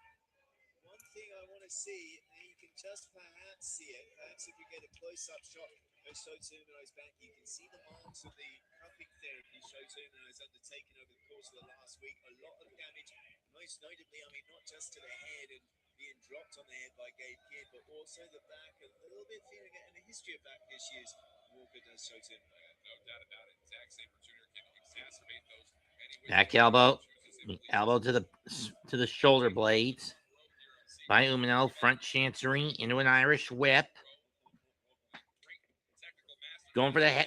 And now a Cobra twist. Shota counters it into a hip toss. Snapmare by Zack. Now he's going to get the neck twist. And with a neck as bad as Shota's has been for the last week, that is a bad sign. Shota Umino, that first real big test. And he was two pile drivers. Shota Umino still had the guts to go with all the kick out, and then the Death Rider, while adding injury and insult to further injury from Gabe Kidd. Chris, I think it certainly is a hurdle that Shota Umino has jumped winning his first career championships. I think as major as the IWGP Heavyweight title. It's one thing to hold the title, it's another to prove that you can hold on to that title. I think that Shota Umino's way back to a top championship status could come through this year's G1. It could well be. It could absolutely be. You know, I mean, sometimes the champion's curse is very real. You almost feel not complacent, but certainly the other people in the league are targeting you a little bit closer. Maybe. And now Zack going for one of his signature submissions. I don't know which one this is.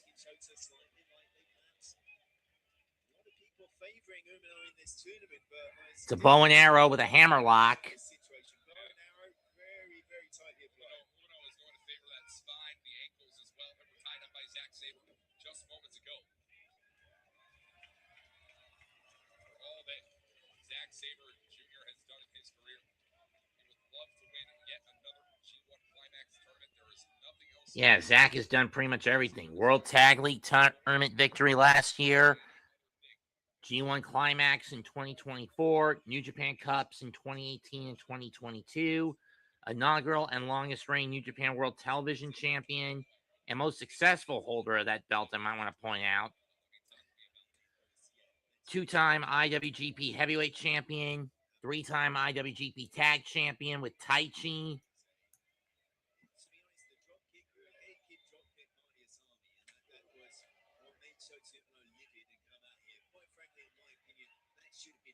They should have stopped the match. It should have never taken place. But Shota Umino, the pride that man has to keep fighting, keep swinging on behalf of New Japan Pro Wrestling, admirable. But in the end, that's what cost him. Shota Umino in the best shape of his career. Drop kick by Umino. And we're 5 minutes in.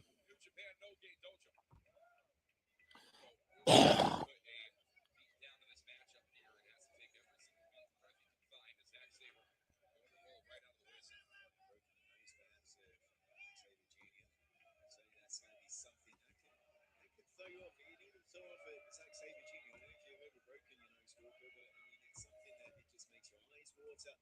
You can't see right, you can't breathe right, and it can really knock you for a loop.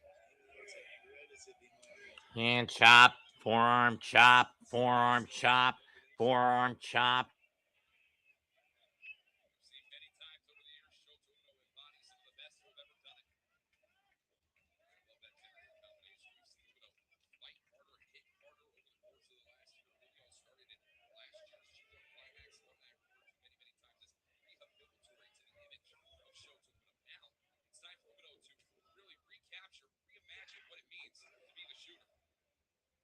Back elbow shot.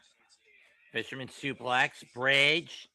Zack kicks out. It was about half a second, during that first count for Asami, Umino was trying and struggling to lace the fingers in the grip of that fisherman suplex. He'd have got it in tighter and might have been a little bit closer to the 3, in my opinion. The prospect of Shota Umino, I mean, the catchphrase could well be suffering builds character. Let's see whether he has character enough to put it on. Sunset flip out of the backdrop counter on a power bomb. Drop to a hold.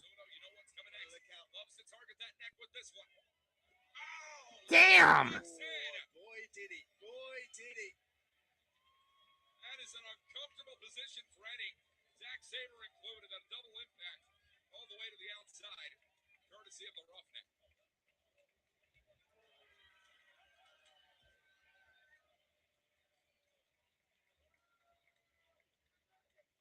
I think a lot of people could say, Chris, all it took was that one brief championship win for Shota Umino for the world and globe, if you will, really change the tide on their opinion with the roughneck. And it can change you as a competitor. Once you've done that, once you finally, I mean, there isn't any question now, if there were ever any times where Shota Umino stayed up at night, can I ever really win a championship? Am I doomed to be a nearly match forever? You know, I mean, Umino now knows not only did he win the match, but he also flew over to the States, defended against Mark in a very, very highly competitive match of Forbidden Door, I know you call it. Power bomb, got it. No, jackknife style. Jackknife defense. 1, 2, no.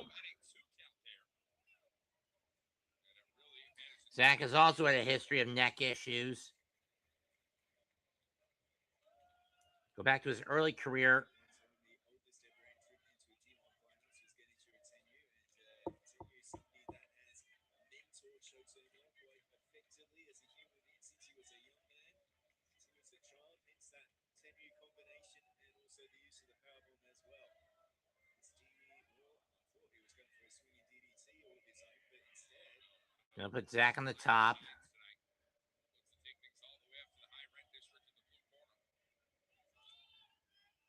Zack's got that top rope clutched. Clutched with his left hand. Zack trying to fight. Oh, he's got the fingers.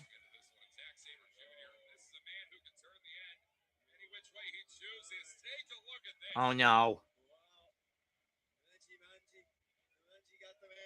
As he got to me on the ropes, Zack knows he can't use that to get the win, but he can use it to break up, to wear Shota down and try to get out of this situation. Umino fires back. Headbutt. Sunset bomb by Sabre. You don't usually see that come out of his arsenal. It's not something you normally see out of a Zack Sabre Jr. I just said that, Chris.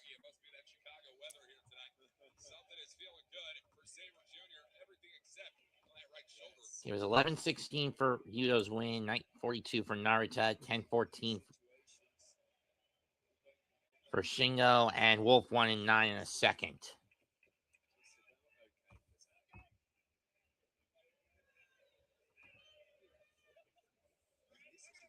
Sabre Jr.-esque either, is it? To give his opponent a long break here. Could it be perhaps that blow to the back of the head? Sabre a little bit of sportsmanship. Wants the referee to check on him? Penalty kick caught. Slap, slap. Forearm shot by Umino. Back elbow shot. Gamangiri, but only got the shoulders and then gets Zack in the back of the head. Penalty kick. It wasn't as high as he would have liked on the Enziguri. Opened him up, but the DDT is there. Tornado. DDT spikes in. Zack Sabre Jr.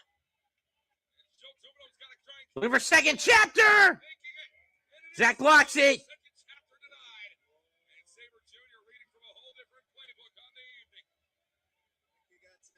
Manji got to me armbar.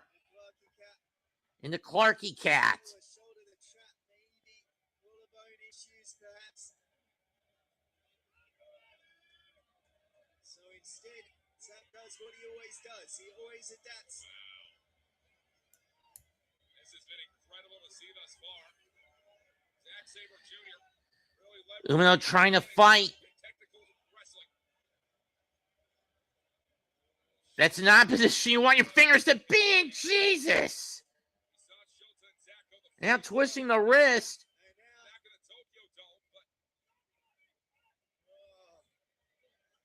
Here comes the body horror Walker, but look, great defense for Umino.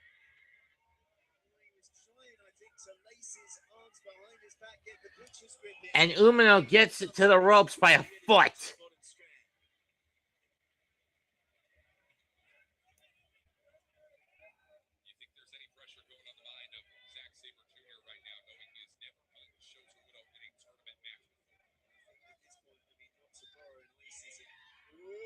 Drops on the elbow.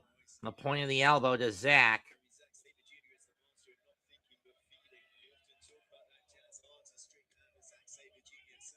Got caught. Forearm shots by Sabre. Off the ropes he comes. Gets caught. Zach driver to Zach. But Umino can't capitalize. Sabre style Shota delivery. What a hell of a turnaround for Umino in that one. It was Wrestle Kingdom last year. I forgot. I mean, the match they had at Wrestle Kingdom last year was a slow-paced slog that was disappointing. They're damn right it's awesome.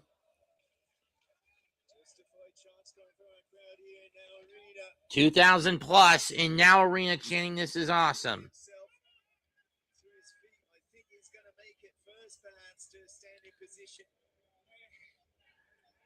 Okay, Umino gets up first. Jumping knee strike. There's no doubt about how hard Umino has worked to get back to this position. And Shota's got to walk away with this one. What's he looking for?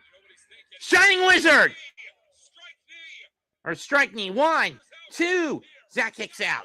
I thought it was the Shining Wizard, but I forgot. The Shining Wizard, you go with a straight leg lariat, not a knee strike. I mean, is a straight leg lariat, not a knee strike.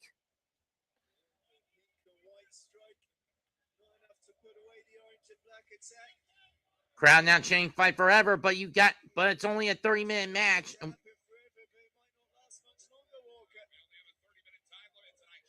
Going for the lariat. Boot pump kick by Zach. Catches the arm. Kick to the arm. Uppercut by Zach. Snapmare. Penalty kick. Umino rolls through.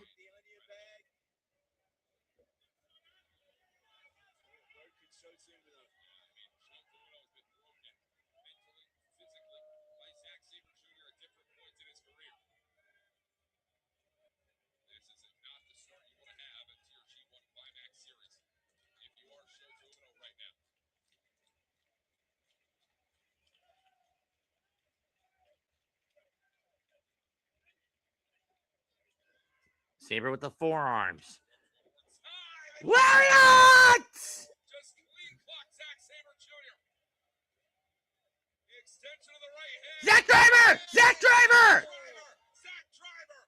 1, 2, no! Oh, and Sabre Jr. is nearly taking this one home. Chicago cannot believe it. Shota Umino was thinking he could get second chapter. Zack Sabre Jr. And we just hit halfway on this match. We're over 15 minutes in. It isn't enough to end this one. Was that the 20-minute call, Walker? I think it is, and the world is on their feet. No, it was the 15-minute call. Is alive and well for G-1 36 this year. Going for a second G1. Zach Driver blocked. Fight it right now. O'Connor roll. What's the bridge tonight? Sabre got the Sabre choke. rear naked choke hold in for Sabre Jr. tonight.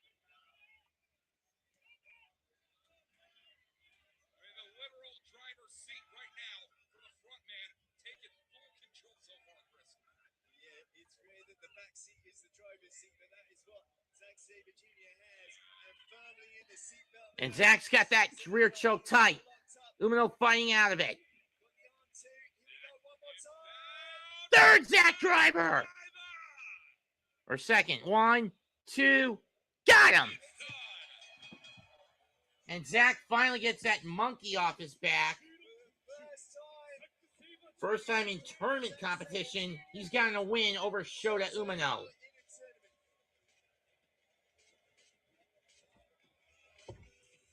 For the seventh time in his G1 career, Zack Sabre Jr.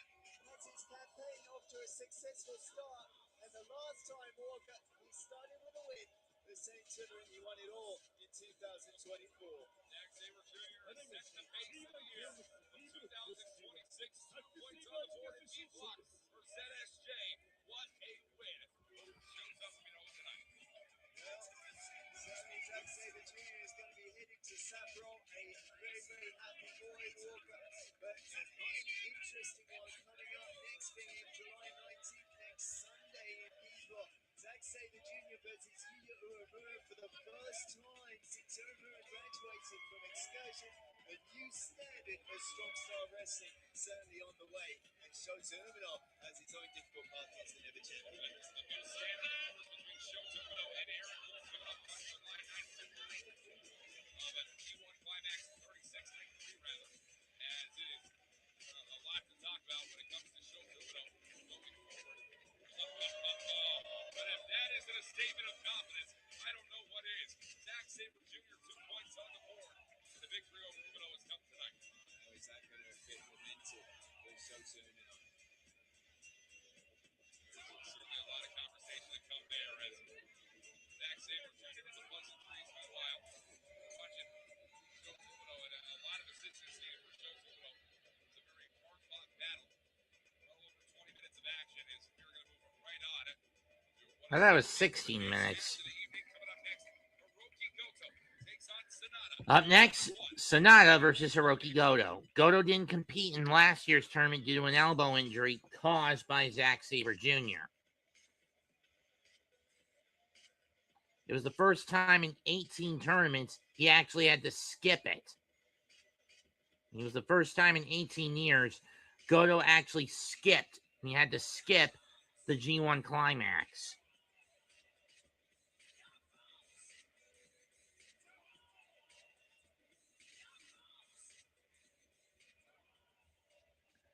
Goto, of course, won the tournament in 2008.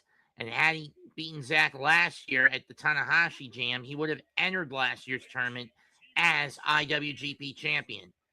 This year is not the case this time around. But how will he deal with Sonata?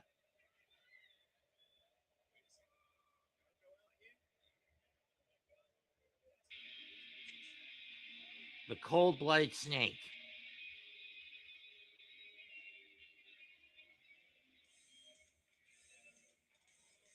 I mean, I do like the music for Sonata, but it just doesn't fit the House of Torture aesthetic, if you ask me.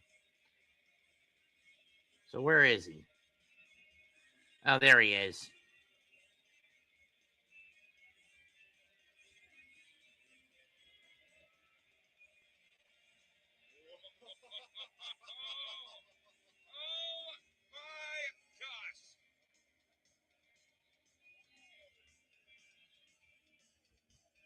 Seen a lot out of Sonata before, but this might just take the cake right here. Well, Sonata said in the press conference, there'll be no more fashion show in this year's G1. They'll be dressing appropriately, suits and tie in the press conference. Well, I think the man is happy in all the world. Our pal Okamoto Tokyo Sports has just gotten his most viewed article of the day. Yeah, no doubt about it. Sonata, what an entrance here tonight. How big is that hat? Definitely the man in the yellow hat tonight, going the Curious George route, I guess.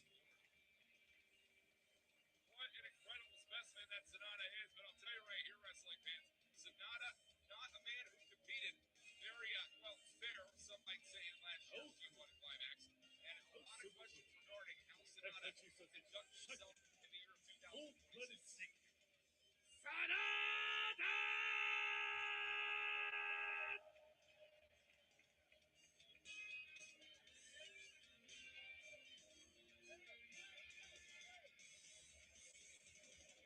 It wouldn't surprise me if that inside secret made real gold as well. You know, I mean, that seems certainly costs more than your house, my friend. No doubt. That is a wealthy individual.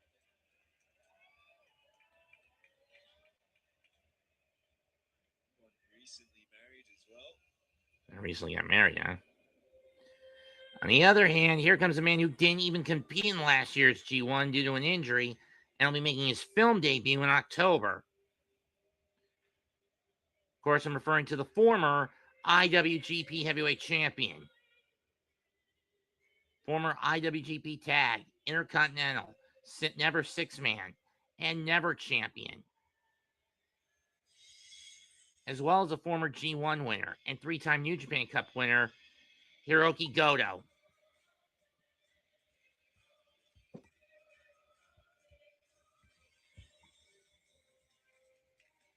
The last time he was in this building was last year, Windy City Rise.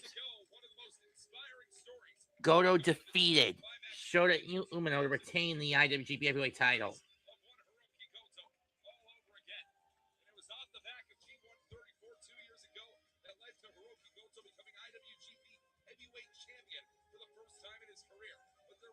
G-1 Climax tournament 1 year ago in 2025 for this man who was put on the injured reserve just 1 month prior to the tournament start date by Zack Sabre Jr. More like 2 or 3 weeks. His first G1 Climax in the past 2 years.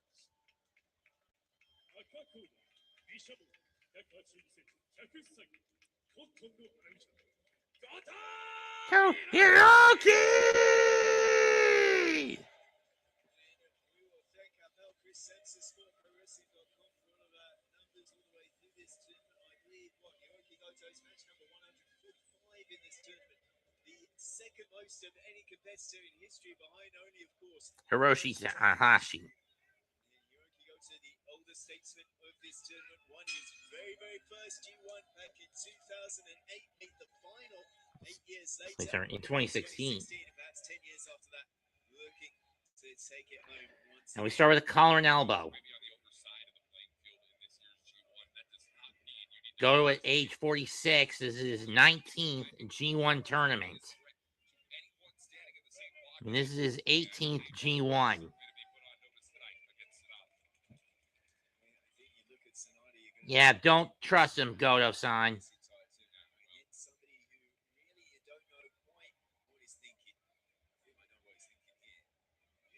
Knew it. I knew what he was thinking. He was thinking just that. Sonata being very open about the fact that he's taken certain shortcuts in his match style and even joining House of Torture, really out of necessity. It's all been due to injury that has stacked up over the course of the years. A lengthy and successful career that Sonata has had, but Goto managed to turn things around with the hip toss, going to take things off the ropes. He gets drop kicked in the kneecap by Sonata. See just the physical difference between the right and left side of Sonata is visible, and that is due to a debilitating condition around his left pectoral situation that an awful lot of baseball pitchers have. And that injury was originally sustained in his greatest moment of his career, arguably main eventing in Wrestle Kingdom of the Tokyo Dome against Tetsuya Naito. Far cry that we are in the year 2026 from that Sonata. I mean, that Sonata had a class. That Sonata was a man that the people wanted to cheer for. And I'll argue, I'll say it, I'll put it on the record at Dominion just a month ago. The people wanted to be there for Sonata. But Sonata's actions did exactly what. I think if you're Sonata, True. Walker, I mean, what do you think? I mean, you wrestle a certain way. You're very proud of how you conduct yourself. Your very classical style. It takes you all the way to the World Championship. And yet people describe your aim as tepid. It takes you all the way to Wrestle Kingdom, the main event. You have a great match, you wrestle your way, you get hurt, and then you lose. You know, I mean, I think Sonata at that point said, well, what do I have to do? You know, and I think that's what led him Go in for to the join shit. first the War Dogs, and then after that, House of Torture. Looking for the Paradise Lock. Doing all he can as Paradise Lock locked in for Sonata on the evening. Of course, there's only one way out of this hold. You gotta get drop kicked. Sonata off the ropes, and here we go. Key right in the ignition. And Sonata driving right through the hole. Cover here. Kick out by Goto at 1. 2 count one more time. 3-3 singles record for Hiroki Goto and Sonata over the course of the last decade, Chris. It's been multiple G1 climaxes, multiple New Japan Cups. The first time, though, since March of 2024, we see these events square up. Yeah, they've certainly gone back and forth Kick to the knee by Sonata. Goto off the ropes. Big clothesline. 2016, Sonata beat Goto even. Easy for me to say.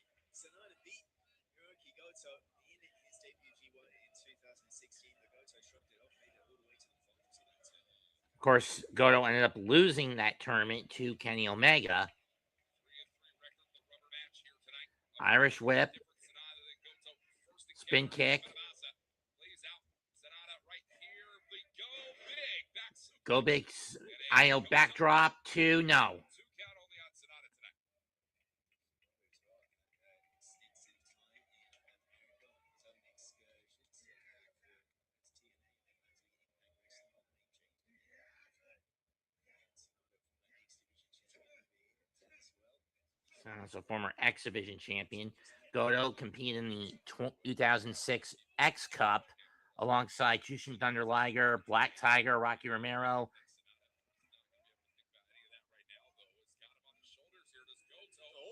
Ooh, bull killer from Sonata. I didn't see that coming. Real copy and paste maneuver right there for Sonata, but it's worked out very well for him.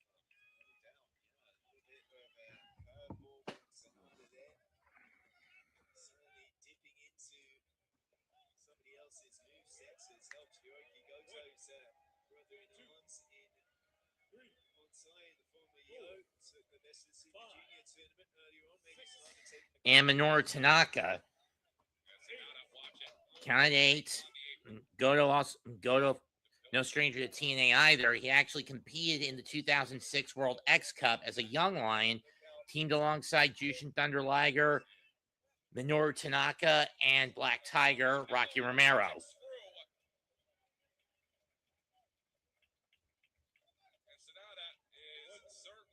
Ended up finishing dead last on the team in the game in the tournament. Did Team Japan. I would say, in a conservative fashion, in a bid to try and further your length. And if you are feeling beaten up before you even start the G1, this is the right way to wrestle. Walker. 15. Took such a long period of time off for reform. 17. Still, it was not enough. 18. The way that he wrestles. Goto gets in just before 19.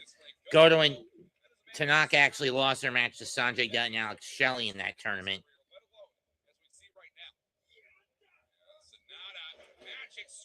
Magic screw. 1, 2, no.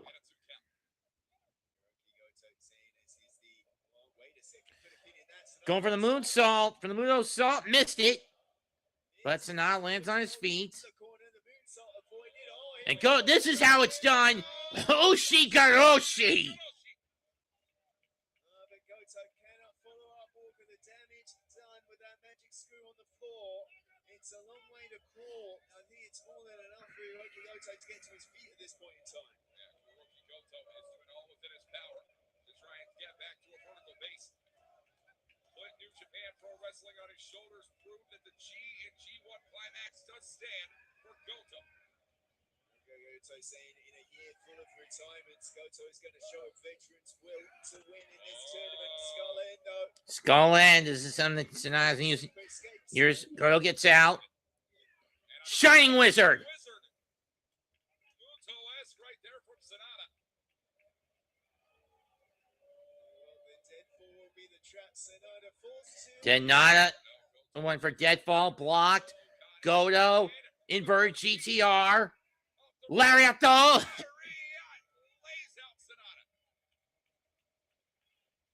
Sonata's only had one singles match upon return from injury, Chris. It was a loss to Konosuke Takeshita back for the World TV title. Sonata has not proven that he can even compete at the level of a G1 with the injuries he sustained just yet.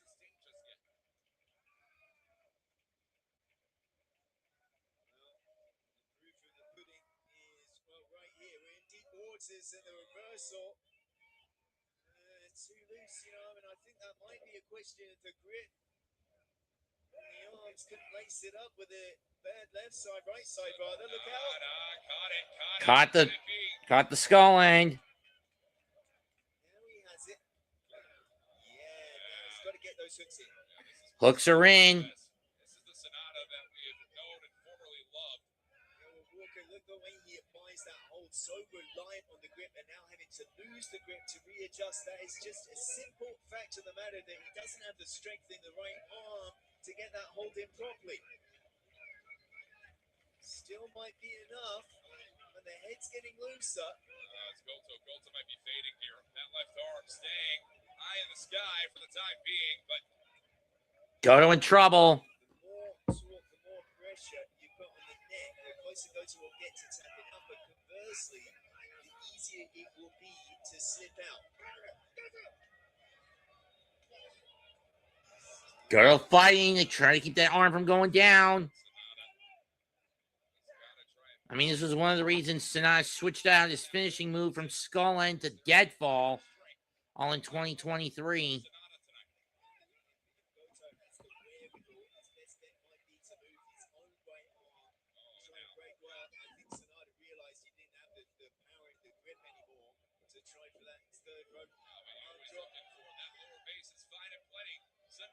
Gets the moonsault.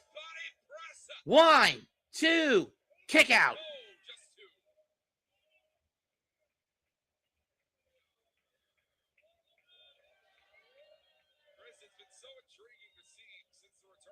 Well, I mean, considering that Sonata doesn't have his usual House of Torture cohorts out there to help him out tonight, I'm kind of surprised.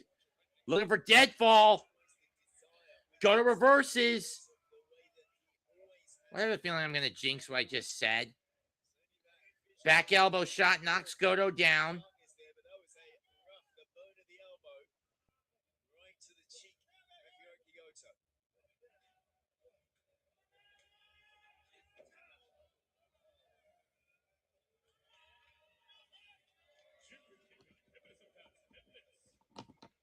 10 minutes gone. How long did the Umino match go? Let's get a refresh here. Get through with stand.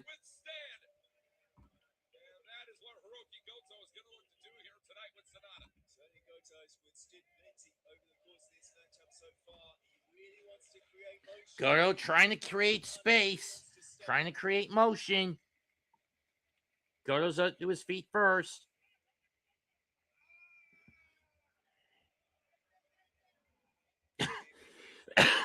Going for those shoot kicks.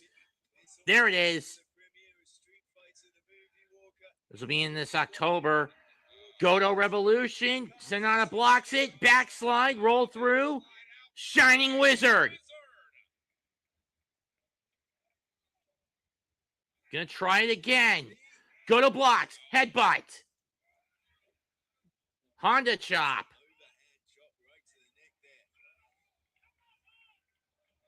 Asami, get away from there, you dumbass. Thank you. Shotenkai blocked. O'Connor roll. 1, 2. Nope, Goto gets out. Misses the boot. Duck of the clothesline.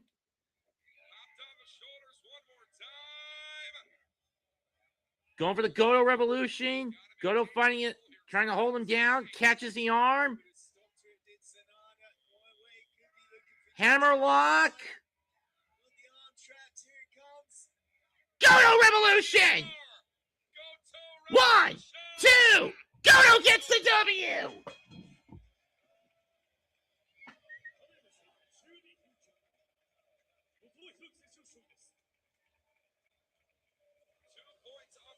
And Goto gets on the board in his first match in over 2 years in the tournament. But still a good outing by Sonata in his return from injury.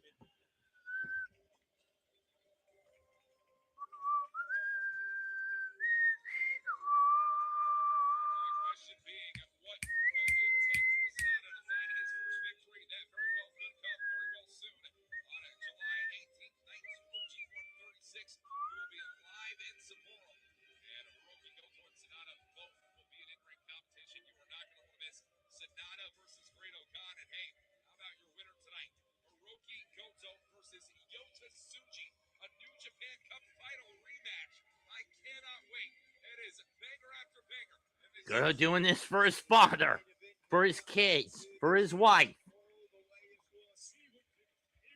action right here live in English on NJPWL. Congratulations to Hiroki Goto, victorious and on the board here in Chicago. Well, we go from talking about one New Japan Cup final rematch coming up next week to New Japan. The one that's coming up next, Cal Newman, Yuya Uemura. A rematch of this year's New Japan Cup final. And the big red flag, the question that will be on everyone's mind, the status of the shoulder of Callum Newman after his loss of the IWGP Heavyweight Championship. We will have all the answers coming for you right here, live on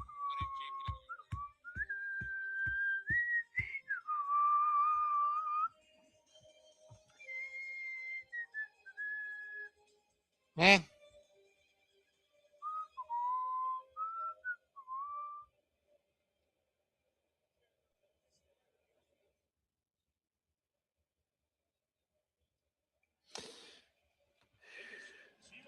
Next, a rematch of this year's New Japan Cup. Yuya Uemura, the Heat Storm, versus the Prince, Callum Newman, fresh off losing the IWGP Heavyweight title back to Tsuji at Dominion. What condition is his shoulder going to be in?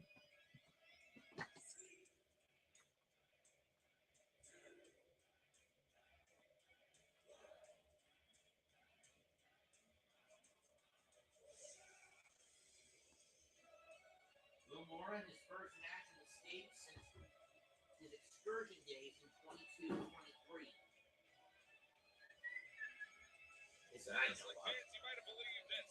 I know what you is capable of from witnessing him in 2015. Chicago, Illinois tonight. Man, oh man, Chris, a lot of people are saying this right here is Yuya Uemura's year. And if I had to pick someone, he would be my pick, Walker. I said that, I put it out there in the universe. It kind of feels right, but I think the big test is going to be here tonight. If he can get running and get a vengeance for that New Japan Cup final.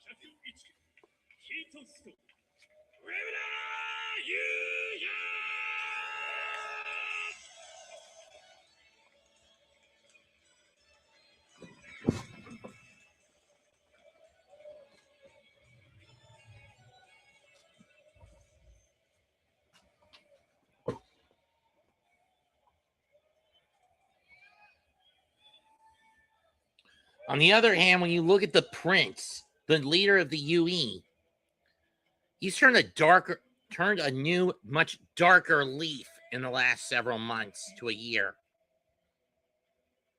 But it was enough to lead him to the IWGP Heavyweight Championship, into both the New Japan Cup and the IWGP Heavyweight title. Holding court as he has all the way through 2026, causing controversy in media interviews earlier on today with certain very pointed comments delivered to one Will Ospreay. But Callum Newman has to keep his eyes on the prize and his head on the game here today. But certainly, while Callum Newman has always talked a big game ever since this year began, everything he has said has paid off. He said he would be the youngest ever winner of the New Japan Cup, that came to pass. He became the youngest holder of the IWGP Heavyweight title. He did that. Now he sets his sights on becoming the youngest winner of the G-1 Climax. Will that come to pass?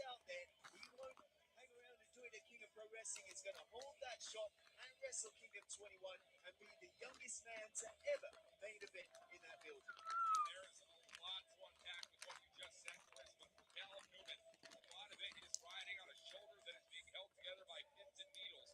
There's a lot to dissect when it comes to the physical status of the former IWGP Heavyweight Champion.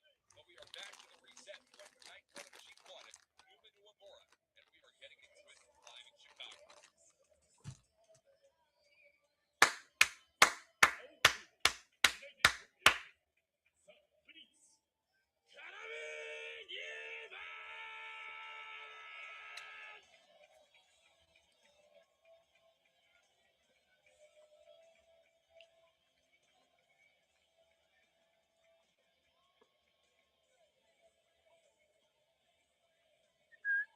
way for the prince. Make way. Make way.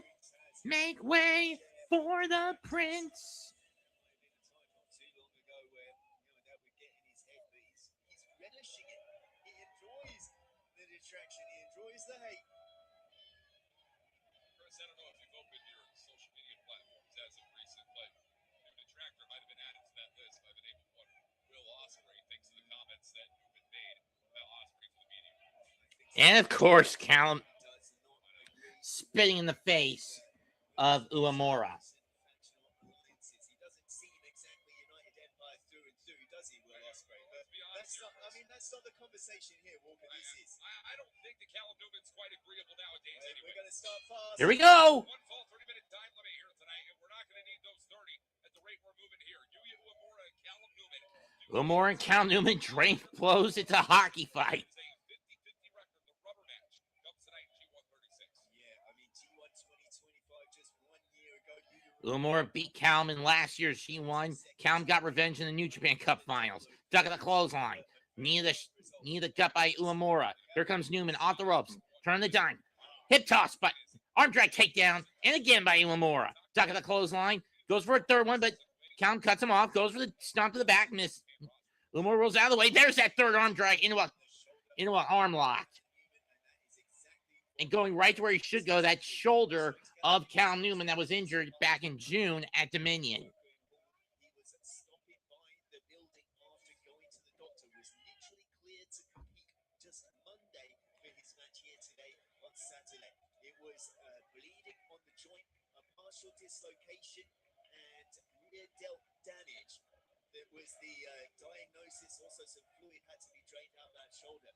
The overhead suplex Suji applied to Callum Newman in the corner of Dominion. He said it was two pops. One that popped in, and then, well, unfortunately, it popped out, and then, fortunately enough, popped back in.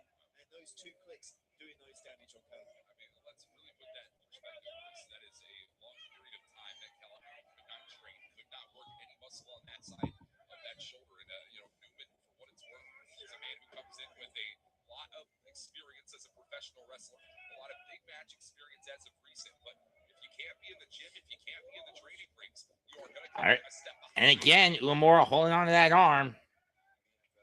Spoken about having the winning and losing can both be very, very catchy. And, well, Newman was riding a 12-match singles winning streak until it was ended by Yota Tsuji back at Dominion. So can Newman get back on the horse, or will Uemura throw him off it again? Here we go. Prince of pace for a reason. We're going to drop the pace moniker on a man who looks to call himself the Prince as a G1 Climax winner. It is certainly one thing to hold the IWGP Heavyweight Championship. Many, many men can never say that they have held that title. Callum Newman can add his name to that list, though. It's a shorter list of individuals who have won the G1 Climax tournaments. Newman in control now. Sends Uemura over the top of the barricade and into the crowd. This is the first time Callum Newman has ever traveled to this country, let alone professional wrestling. I mean, on a personal basis, he's never been to America. So certainly maybe a little bit of a culture shock, but getting up close and personal with the culture here in Chicago. Yeah, well, the Windy City is going to blow the way for Callum Newman. Right to the lower decks here tonight for Newman and Yuya Uemura. Dangerous deal here for the Heat Storm. Wait a minute. Callum Newman is on the run here tonight. Oh! Wiping through Yuya Uemura. And a drop kick by Newman, sending Uemura into the seats. Human space, that is the essence of G1 competition. I mean, one of the things, though, one of the noticeable things about Newman's perhaps character right now as a competitor, Walker, was that even in the wake of that injury he's sustained, whereas perhaps Newman back in the day when he was a little bit younger would have, well, cried uncle and gone home early, Newman gutted through the rest of that matchup to the best of his ability and fought very, very cleanly in Osaka, albeit severely. Cause and effect indeed, Matthew. Period of time, Chris, where Callum Newman very adamantly shows the Callum back in the ring with Uemura so deep in the crowd. I'm not sure if he can get back in there in time.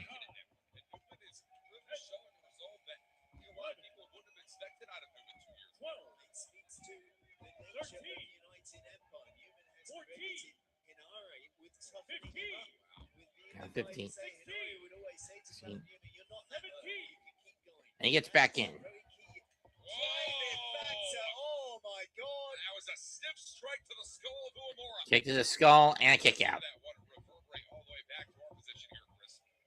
Callum Newman is a man out for blood, and a lot of people have been talking about spilling his own.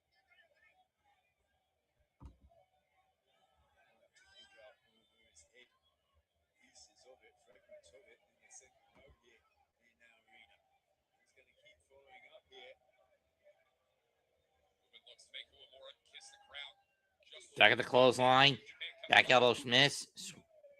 tournament final, and Irish whip. Uemura off the ropes. Crossbody. Squad into the rematch opportunity. Flying through the sky there is Yuya Uemura. Has said his goal, his theme over the course of this tournament is to create a new standard of strong style. And hope the only way to really make that happen is to win this, his first real singles effort. He's been a former KOPW champion for a cup of coffee. That title no longer active. We're kind of feeling that he's being lapped by the field and has to win out here. Popped over the top there by Yuya Uemura. More in control. Arm drag on that left side of Callum Newman. I mean, you could really argue, Chris, there are few worse opponents for Callum Newman with a shoulder injury like this, the start of the G1, than a man like Yuya Uemura who knows his way around that body part so well. No doubt about it. I think Uemura and Zack Sabre Jr. would be two More in control. Newman in control, I should say. A little more now. Lining up. Chop. Oh, it's a whipping chop right there for Yuya Uemura and Newman. Floats into the cover for a 2 count, and immediately, got to keep control on Callum Newman there. He's not going to go far from that arm, nor should he. That's a great block, a great defense to the hammerlock there. Lacing the fingers behind him, and then use the time you get to wriggle to the bottom. You could feel the urgency there in Callum Newman making it to the bottom rope there, Chris. I mean, it was just a shooting pain that went down the left side of the body of Newman. And that is all Callum Newman can think about right now. We saw it in that last match with how debilitating injury can affect your strength and affect how you can't really get a defense to that backdrop suplex. I think that was a thumb to the eye he got hit on. Yuya Uemura now. Oh, separation chop right there for Newman. Yuya is trying to keep Newman at bay. Callum Newman is trying to run here, Chris. I think that really describes a lot of what this year has been like for Newman. Has to keep him center.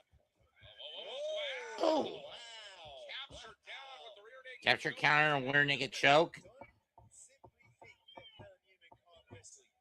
Just because he's a highly accomplished striker. That was a great transition. Almost from the shoulders down. Almost like the Fire Blaster move that Yoda Tsuji used to win the IWGP Heavy title. Yeah, I understand the similarities there, Chris. Callum Newman. Oh, hold on. Yeah. Nice roll through. Newman gets on his feet. Boot to the face of Uemura. Callum Newman off the Drop ropes. kick. Oh, out of midair, Newman trying to scramble to Yuya. And everybody is down. Slight stutter step there was on the part of Callum Newman. A very rare stutter step on the part of Callum Newman. And you saw he had enough time, a clear second, to wind up and fire with that drop kick.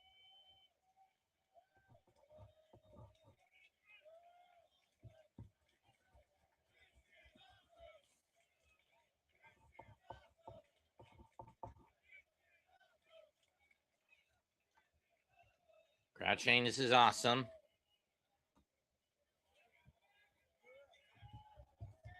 So excited, Walker. I had to cuddle up to you. Okay. Yuya Uemura and Callum Newman now. Feel the heat underneath these lights. This is a difficult fight tonight. In the New Japan Cup rematch right now in G-1 Climax 36. Newman was thinking perhaps Princess Gus has had to adapt instead. Hoisting onto the shoulders. Can he talk him? Here we go. Liver make way blocked. Stuffed in with the suplex. Northern Lights into a cross arm breaker. Oh, man. Again, great defense. Good defense by Callum. Not the strongest, right? It's almost, yeah, I think it's got a label grip on to try and break that, or at least prevent it. Easing in the fingers and And that's full extension. That's full extension there from Yuya Uemura on that injured part of the body for Callum Newman. Shoulders down now for Newman at a 2 count tonight. And Uemura still holds up. fantastic, the tenacity. Uemura continuing the grip on that hand. 2 times there, I noted as well, not just the grip, but the bridge as well. Great defenses. Certainly Newman has game plan, Walker. He knows people are going to be targeting that shoulder all tournament long, but there's only so much you can do against Uemura. This is a pivotal matchup for Callum Newman, Chris, where Newman, right to the bottom rope, is going to be feeling every single bit of damage put on this left shoulder for the next month of his life. That is why we call it one of the most demanding feats in all of human endeavor. It is not just the pain of match after match after match. Uemura up. As well. The long flights, the long bus times, and Newman may be calling in the referee and saying, I might be in trouble here. Checked on there by referee Marty Asami, and this is looking very reminiscent. This is not good. Newman clutching that shoulder, but I think he's faking it. Well, quite frankly, Walker, I'm thinking back to situations Gabe Kidd, of course, last year in his very first, had to bow. Uh-oh, I was right. Drop kick sends Newman into the corner. Uemura's not taking that anymore.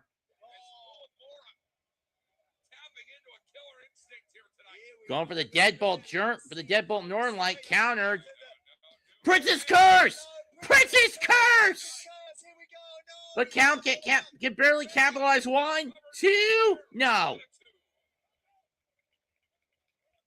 arm lit by the side of Callum Newman. If he was able to lace on the other arm there, we might have seen Newman up.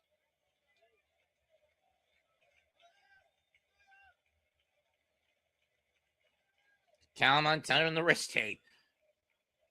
Gonna make Uemura kiss the crown. There's a crown tattoo on his wrist, for those wondering, for context. Here it comes. Time for Uemura to kiss the crown. No, he ducks it. But doesn't. On the rebound, he kissed the crown. Absolutely clattered him. Callum Newman, you feel the urgency, a need to drive right through his competition tonight. Fireman's carry setting up. It may be time to make way. Uemura blocks it. Deadbolt with a release. Deadbolt release for Yuya Uemura. He didn't get the bridge. We might be thinking of something else. What the hell is he doing? You know what he wants? We've seen this before.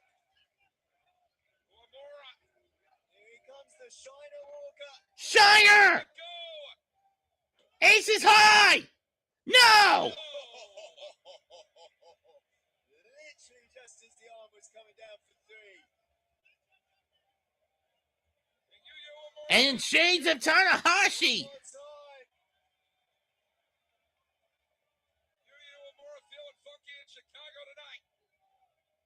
Going for another ace is high. The present Uemura from the heavens. Missed it. No.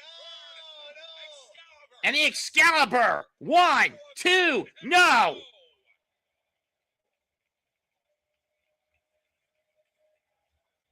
Newman coming closer and closer every single step. How much more can one take? Uemura was thinking not once but twice. The Lion Shiner right off of that top rope, and all of a sudden, Or Lion the Shiner, has I turned thought. into a dark cloud thanks to Callum Newman with Excalibur.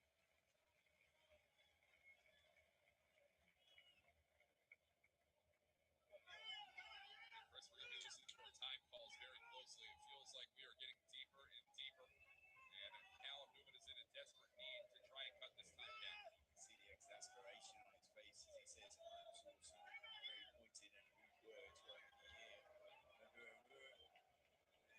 Uemura in trouble. Give me a break. A pointed and rude gesture to our fans here in attendance.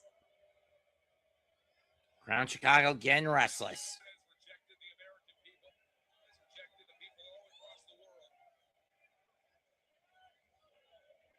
Gonna kiss the crown. It's ducked. Miss again. Knee of the skull. Prince's Curse blocked. Kick to the side of the head. Pele! Rana! 1, 2, no! Didn't capture the legs. Duck in the clothesline. Dragon suplex. 1, 2, no. He feels the momentum building now.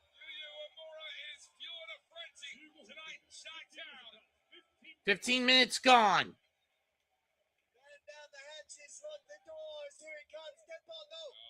That both blocked again. Newman trying to fire back. Headbutt.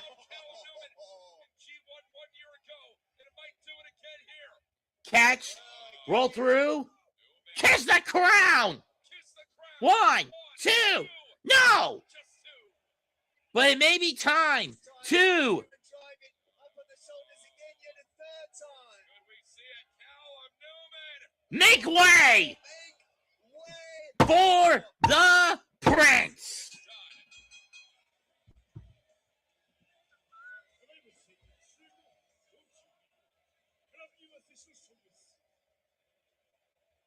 "15 minutes and 46 seconds, I think, is what he said. That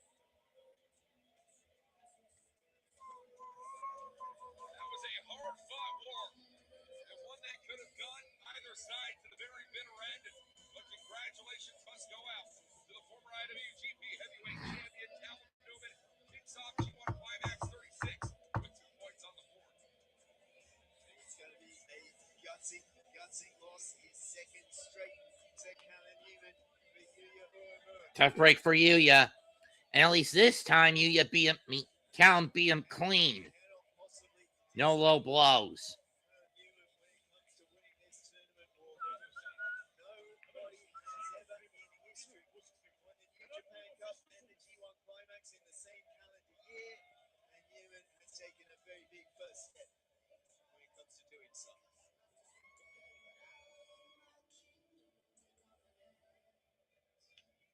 Time for our main event. The rematch from this year's Tokyo Dome main event. Konosuke Takeshita, the New Japan World Television Champion, versus the IWGP Heavyweight Champion, Yota Tsuji. A block.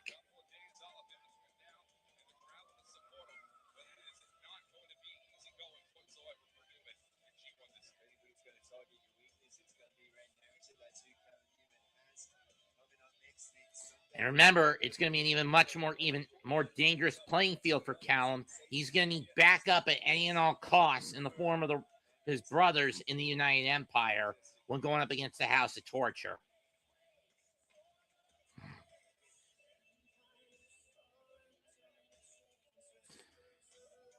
Well, wrestling fans, we've had a phenomenal night of professional wrestling action. We thank you so much for joining us live with the English coverage here tonight on NJW World. Continue utilizing the hashtag the world is talking about it. The globe is on fire with hashtag G1 Climax 36.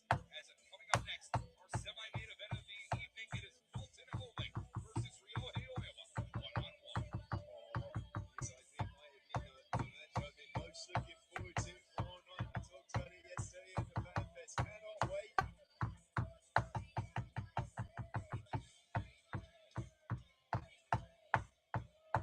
And wrestling fans, we are being joined here tonight by the Vice President of New Japan Pro Wrestling of America, Rocky Romero. Hello, gentlemen. G1 Climax 36 is off, and wow, what a night it's been. Yeah, all the stars are I'm out. not best dressed at this table anymore. Oh, come on, you never were. All the stars are out. We're taking it right to it. Bolton Oleg versus Ryohei Oiwa. Oh, Bolton Oleg versus Oiwa. I forgot about that match. As our semi-main, I think. 第8試合本日のセミファイナル G1 クライマックス A ブロック公式戦30分 So it was 16 minutes and 10 seconds, 12 minutes and 4 seconds. And I think Uemura versus Newman went 15 minutes and 46 seconds. 11-11 for Yuto versus Callum versus O'Khan.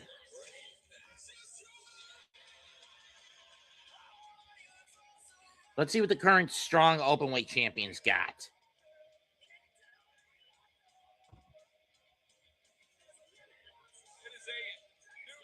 a new attitude for one Ryohei Oiwa entering the action here tonight. And Rocky Romero, we want to thank you for joining us here tonight and taking time out of a busy schedule. But I know these next two matches on the card, Colton Oleg and Ryohei Oiwa. I am liking the new look of Ryohei Oiwa. Let's see what the Grips got tonight. Energy here in this building tonight, now arena. Chicago showed up for the G1, and hey, I'm just glad I get to be a part of it. And the world is talking all about it, and the world will be talking about these two men following our co-main event of the evening.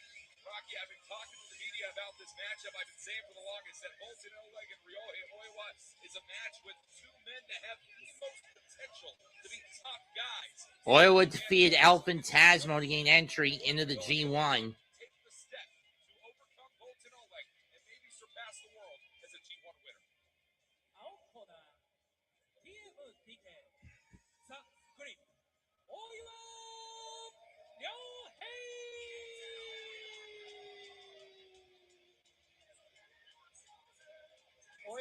Oiwa with a super impressive victory over El Fantasmo and Korakuen Hall just a few days ago. Earned his spot into this G1. And tonight, I feel like he's going to earn a heck of a possible beating on the other side of this against somebody like Bolton Oleg, who is probably the strongest guy on the roster, possibly the most athletic man on the roster, and just a beast.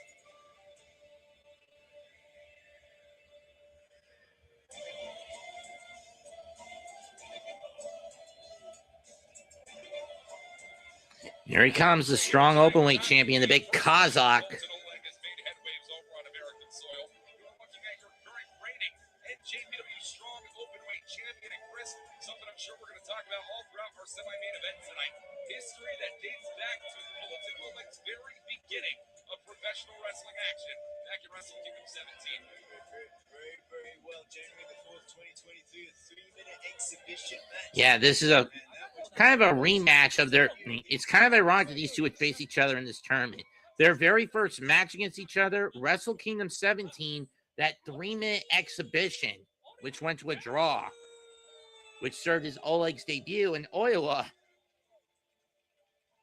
serving as sort of a measuring stick for the kid. Colton Oleg,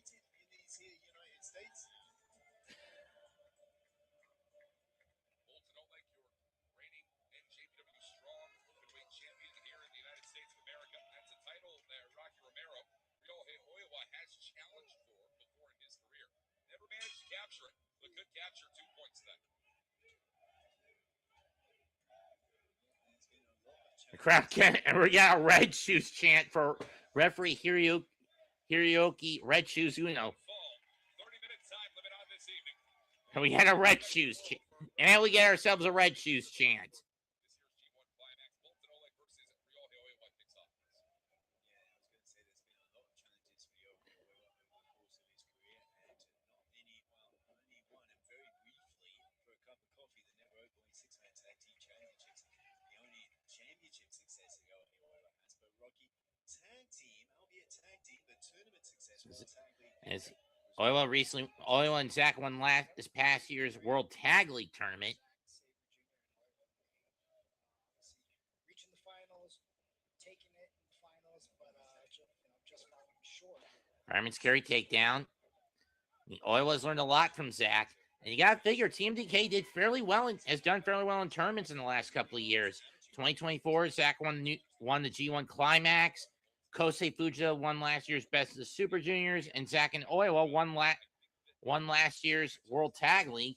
And this year, Fujita made it back to the finals of the Best of the Super, ran back to the finals of the Best of the Super Juniors, but just came up a little short this time around.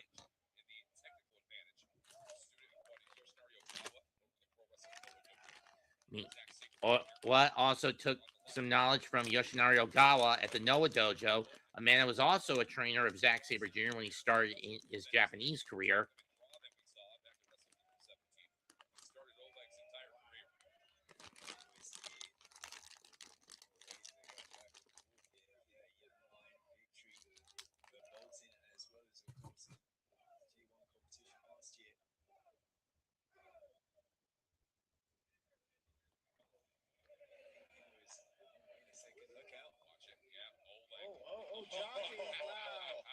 Jockeying the belly to belly, and Oleg wins that fight. Fighting the same game here tonight. Bolton Oleg has got to try and turn things into overdrive. Flying body sausage for the cover. And a 2 count for Oleg. We always have to shout out Al Kiono for the flying body sausage call. Ryohei Oiwa has never before defeated Bolton Oleg in singles competition. Rocky, does that do something to the mental of a guy like Oiwa to have never beaten your opponent? No, 100%. I mean, obviously, it's going to fire him up in a way that maybe other opponents might not, But I feel like as well, Yeah. What Bolton is going in feeling probably quite confident in this. Quite confident, but at the same time, I see Rocky. I mean, not just that taped up left elbow, which was surgically repaired just recently, as well as it looks like maybe the Achilles tendon on the right side of Bolton Oleg. A lot of tape just to start this tournament, and a lot of damage still to come as it wears on. Man like Bolton Oleg, that is a big body individual, if you know what I'm talking about. Bolton Oleg in every single weight is going to have that big body targeted throughout the next 19 nights of in-ring action. Oiwa, beautiful crushing senton right there on Oleg. And that's going to put Oiwa back in position for the cover. 2 count. Oh, just launched Oiwa off that. Oiwa carrying the spirit, of course, for Big Jag, who didn't manage to make the cut for the G1 this year, but certainly Hartley Jackson has taught Oiwa the art of The arm lock. rushing the wind out of the big man from Kazakhstan.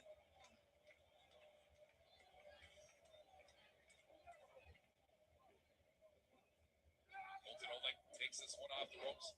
Hip toss, sit down on Oiwa, but Oiwa, really managing to turn. Nice kick. Arm drag takedown by Oiwa. Traps that left arm again of Oleg. Different styles of play here, where it's been a power situation. Bolton has hit the clear edge in situations like this where they are. Short arm scissors. Oiwa clearly has the edge, and that is a painful hold being applied from there. Yeah, beautiful step up. Scissor hold on the arm. Really wearing out that left elbow like you talked about, Chris. Yeah, that was thanks to Red Narrator and Steve Jam on the road. I know you called. Only the 1 count. Rocky, I'm really impressed with Ryohei Oiwa's poise and confidence whenever he's down in a grappling situation with a man like Bolton Oleg, who has an incredible amateur record back in Kazakhstan. I mean, that just goes to show, the confidence that you build in the Noge Dojo. Training, really learning the basics, the 1, 2, 3s of professional wrestling. I mean, it's really the best training that you can get in the world is through New Japan Pro Wrestling.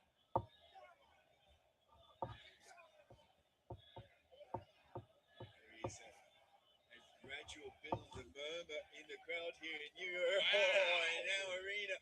I think there were Bolton fans and there were Oiwa fans arguing, and Bolton just won the argument there, at least for a moment in time. And the Now Arena, the home of the Windy City Bulls. I think I'm looking at a bull right there inside the ring, and Bolton Oleg is seeing red going forward. Then a rough landing on the knee pad for Oiwa. Bolton making him run and smashing the corner as well. The impact. Oh wait! Oh, here we go. Gets loose. Shake the The impact moved the board. Yeah. Richie's right trying to fix it. Richie's trying to fix it. In the meantime, Ish. Shake. Talk about a Chi-Town rumble. The Bolton shake here tonight for Oleg on Oiwa. And you're going to want to keep this one rolling. Oleg up and over. Whoa. Bolton bomb crashing on Ryohei. Covering a kick out. We're going to kick out. Oiwa is going to keep this one rolling. Both of these men, when they saw their names in the same block, boys, very, very excited. Bolton gets to wrestle Oiwa. Oiwa gets to wrestle Bolton. I think even more fired up when they realized they were in the semi-main event spot. Oh, Bolton looking to go big and Oiwa hanging on. This is the maneuver that managed to win Bolton Oleg the strong cruiserweight championship, rather. Snap again of the left arm, elbow, shoulder, across the top strand, Sabian here.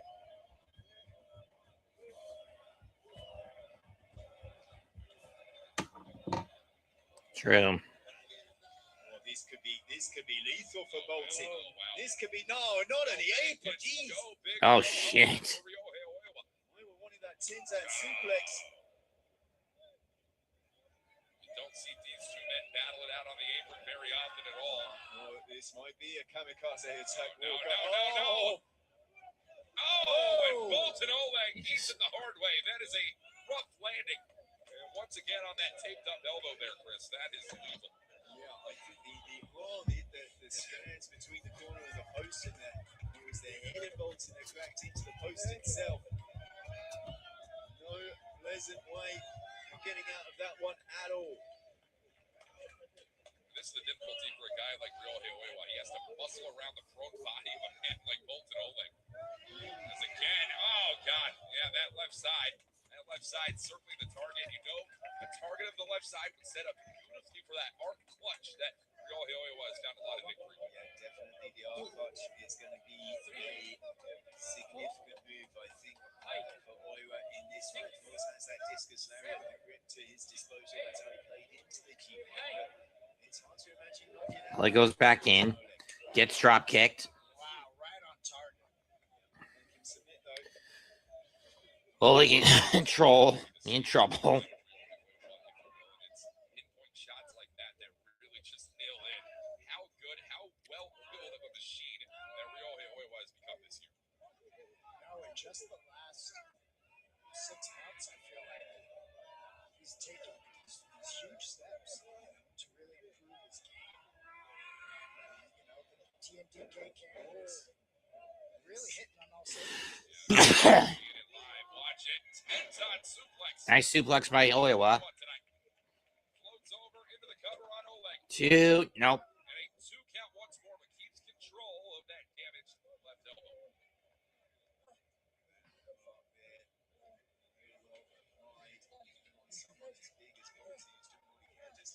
Now where's my stuff? Right back My down. stuff? Oiwa's doing a great job of just Not that stuff, my magic stuff. really came in with a strategy. I feel like Bolton Nice. maybe didn't strategize. Nice Death Valley driver by Oleg. For your stuff. Everyone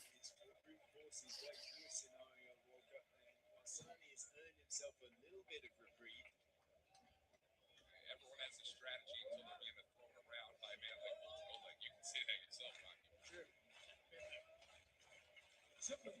Been there, done that, don't want to go back. I don't blame you. I don't blame you at all. I wouldn't blame Oiwa either. F5. Verdict has been reached. Bolton Oleg for the cover. 1, Only one time. 2, nope. 2 count once more. Our semi-main event rolls on.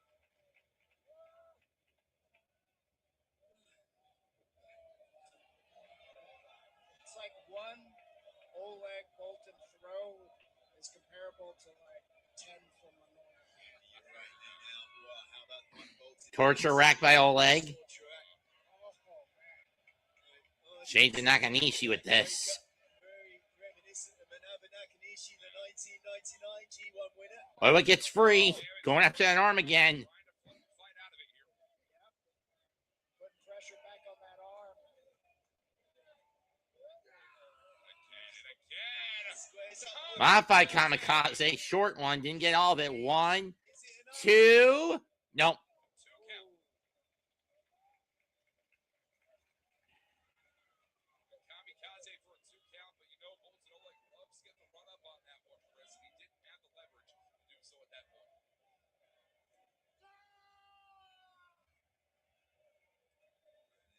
Bolton starting to feel it, starting to build that momentum. We might see it, Walker. We might get that run up. We was reaching for the ropes, couldn't get there instead. O'Connor by Oiwa. He's got it. Going for Chaos Theory. Oleg blocks it. Chaos. Here we go. Turns around into a German of his own. Bridge. 2. Not enough. Oiwa's got the arm though. Great escape for Oiwa. Right into that arm hold. That's doing a lot of damage on Bolton Oleg, a man who relies a lot on his strength plan, Rocky. Yeah, I'm telling you, Oiwa really came to play. Oh my God. My Lord, look. Oh. Otherworldly. Inverted DDT on the arm. That's gotta hurt.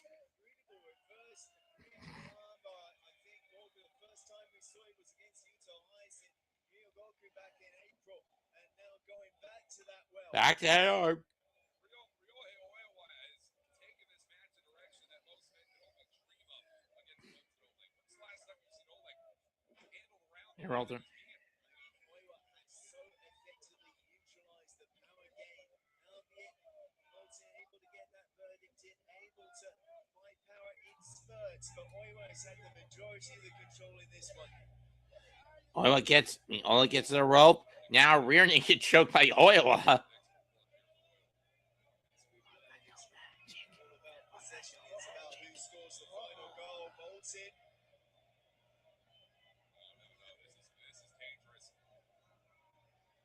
Ryohei Oiwa from the high. Oh, yeah, but Nice takedown by. Oh no! Oiwa still got locked. Holding tight on it. still trying to suffocate. Those hooks all the way in. Oleg trying to get free. Oiwa now going to the London dungeon. The Hammerlock Divorce Court. Into the London dungeon. And Oleg taps out. Oiwa just got himself a strong openweight title shot.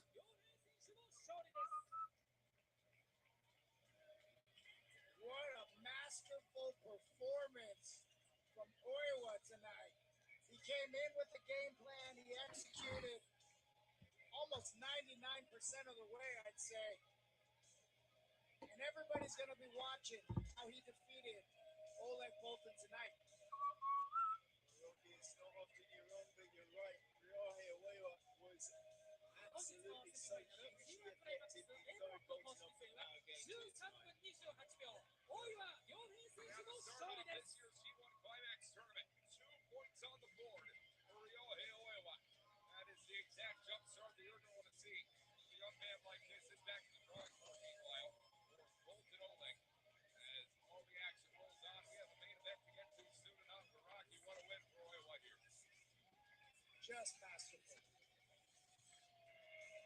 Bolton's got another difficult one in his mix coming up Saturday night against Yuto Iceman. Talk about another difficult test to walk up for Ryohei Oiwa. Next for that young man, Shingo Takagi. You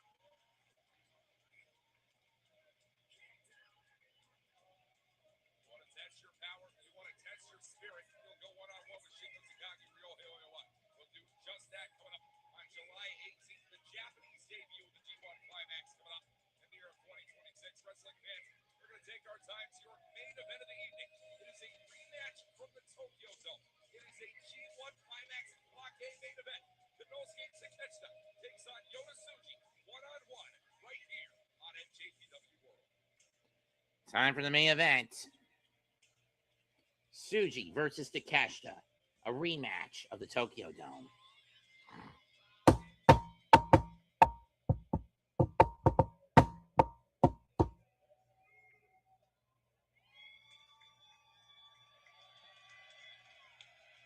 This time, Takeshita goes in as New Japan World Television Champion. Tsuji as two-time IWGP Heavyweight Champion.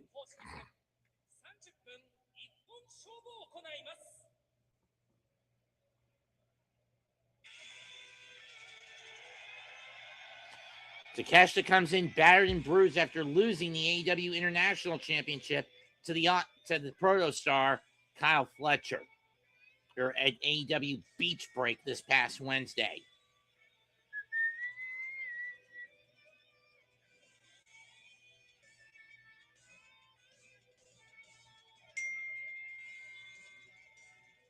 Oh, fuck you, Mom.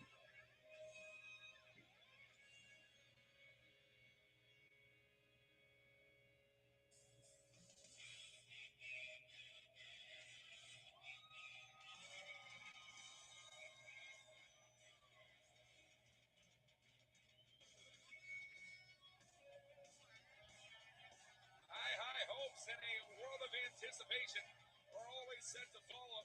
The previous year's G1 Climax winner and the Alpha Konosuke Takeshita is no exception to the rule. There is a reason this match is set for our main event here. Takeshita had a phenomenal 2025. He won last year's G1 on his way to becoming IWGP World Heavyweight Champion. The match the world was talking about for many He won the Never Openweight crown. He won the over again. G-1 Climax. He won the IWGP World Heavyweight crown. 2026 has been a bit rocky for him. Dropped the heavyweight title to his opponent tonight. Won the New Japan World TV title. Won the AEW International title. Dropped the international title recently at Beach Break. That's right. And he doesn't have Rocky Romero in his corner this time. Most importantly. You don't have to be a cunt about it, Rocky. You don't have to be a snake about it, Rocky. You don't have to be a rat bastard about it.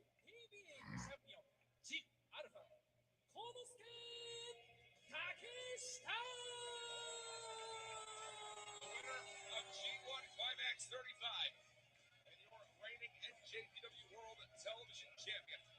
Looking to collect gold after gold here at NJPW is Konosuke Takeshita.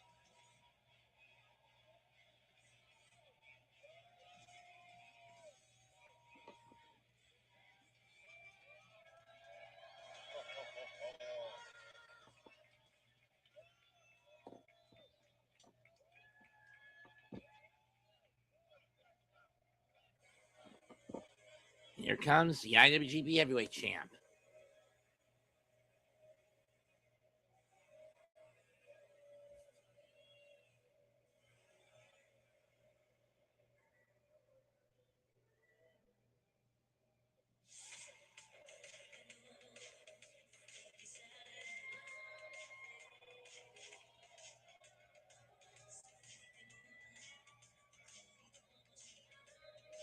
He is opinionated, he is outspoken, and most of all, he is the best currently in the world right now. That IWGP Heavyweight Championship around his waist proves it. But if you think anybody has a significant argument against that, is the man who was the strongest of the summer in Konosuke Takeshita last year.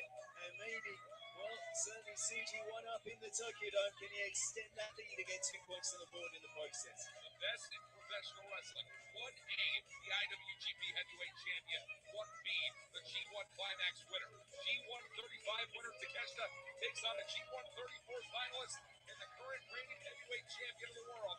I think Yota Tsuji knows what's on the line here tonight because it's not just about the G1. It's not just about New Japan Pro Wrestling. It's elevating New Japan on the global stage that is here in Chicago against the global superstar in AEW and DDT's Konosuke Takeshita.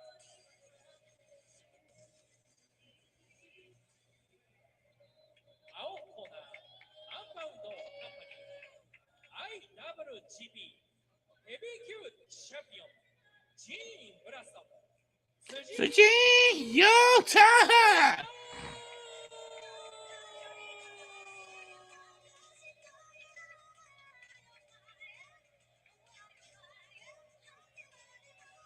I'm not really a fan of this new tune of Tsuji's. レフリーネットシューズ運動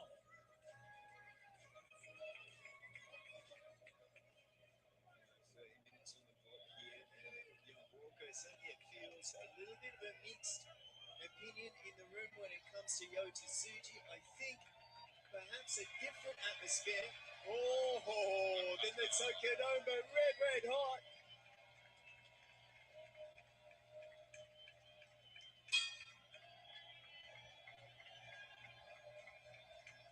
The bell sounds with a 1-fall 30-minute time limit. Yota Tsuji versus Konosuke Takeshita.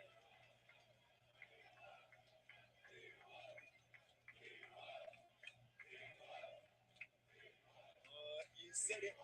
1A versus 1B, the 2 very best Yeah. wrestlers on planet Earth here today. This is G1 Climax.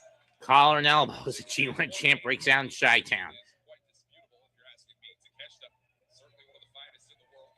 Former AEW International Champion. Twice over. Just earlier this week. Still holds the NJPW World Television title. Still holds the title of the final G1 Climax winner up to the point. And it is Takeshita and Tsuji who go toe-to-toe here tonight. Top wrist lock. I gotta ask you, what's on your mind seeing a man that you managed to the top of last year's G1 Climax tournament, sitting outside of Don Callis' family and sitting on his low team? Yeah, I mean, I think this will really be the test. I Roll mean, through. I know, and I think the people understand that I was the brains behind the operation. Don Callis, strategizing to get. Then you're a stupid douche, Rocky. And now he's all alone, a lone wolf, and let's see if he can do it again without.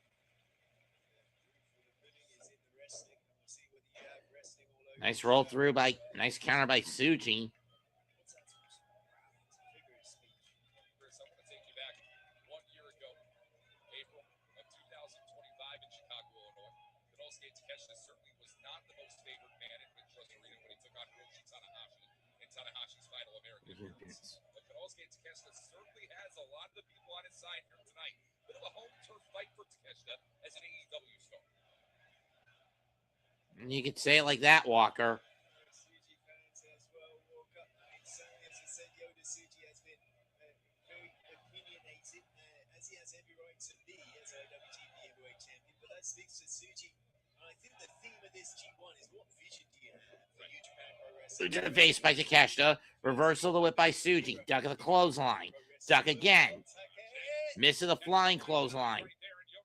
Running with the Tay Harris by Suji, and Takeshita slides out of the ring. Suji wants to get moving though, Walker. Keep your eye on it here. Heavyweight champion looking to take flight tonight. Oh, and Yoda Suji. Suji, crash and burn. Suji Cena right through Takeshita. Dual impact right there. Suji into the barrel chest of Konosuke Takeshita, and then Takeshita's shoulder and arm right into that hard steel that we have right here in front of us. Chris Konosuke Takeshita, a former IWGP World Heavyweight Champion, and it's Yoda Suji who brought that beautiful heavyweight title back into the fold. Post Wrestle Kingdom 20, a victory over the man who steps in the ring with tonight. Suji has said seeks to really define myself as the leader of New Japan Pro Wrestling in 2026. I have to beat every single person who held that World Heavyweight title, including Takeshita again, including Hiroki Goto, Sanada, Shingo Takagi, all of whom are in the A block in this G1 tournament. Yoda Suji has a lot of potential to do just that. Two-time now IWGP Heavyweight Champion. Put down Cal, moving back to Dominion. Nice suplex counter by Suji. Where Yoda Suji floats into the 1, 2, and it is nope. a 2 count on the Alpha. Now, Rocky, I'll tell you this. Yoda Suji, after losing the heavyweight championship back in April, didn't seem like he had his confidence too shot. And it feels like Suji is back in the driver's seat major as the new heavyweight champion as of earlier this month. You know, there's a lot that comes with carrying the crown, so to speak. And, you know, there's a lot of talented athletes right now on the New Japan Pro Wrestling roster, guys like Callum we saw earlier tonight. And, you know, it's no shock. Camel clutch by Suji. Transition at the end, you know. And, but yeah, I agree. He seems to be, you know, he's keeping his eye on the ball, and now he's got to do what he hasn't done, and that's win the G1.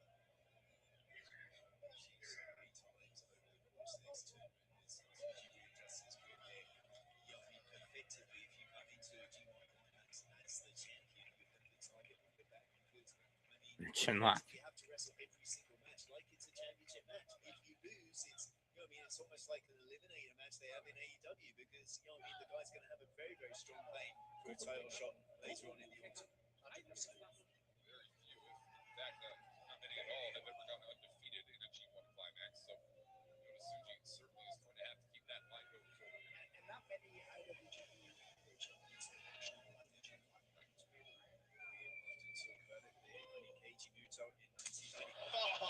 Oh. Wow. Kensuke Sasaki in 2000, the last, and Yoda Suji said it would be a perfect way to start something new in New Japan by being the first of this millennium to win while the champion. Bloodthirsty here in Chicago. Yeah, well, no strangers to a little bit of it. That cheeky smile on the face of Suji.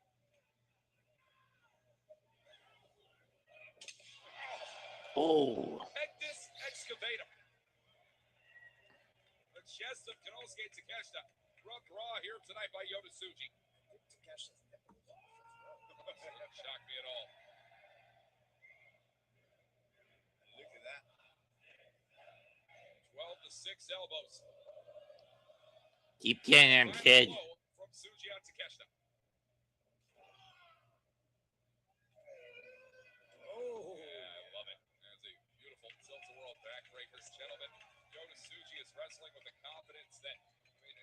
typical of a man like the heavyweight champion, but the confidence even bigger than what we saw out of him against Takeshita in the Tokyo. No doubt about it. Yota Tsuji undefeated as well in singles action here in the United States, 2-0. His wins over Barbaro Cavernario in San Jose a couple of years ago. Going for the stinger splash, and he nails it. In Trenton, New Jersey in 2026. Sends Takeshita in the corner again. Tune up the band. Tsuji is stirring the pudding here tonight in Chicago, Illinois. But he gets nailed with a boot to the knee to the face. Paid for it, Akiyama knee. Shades of Akiyama by Takeshita. Takeshita gonna fly. Tope Con Hilo.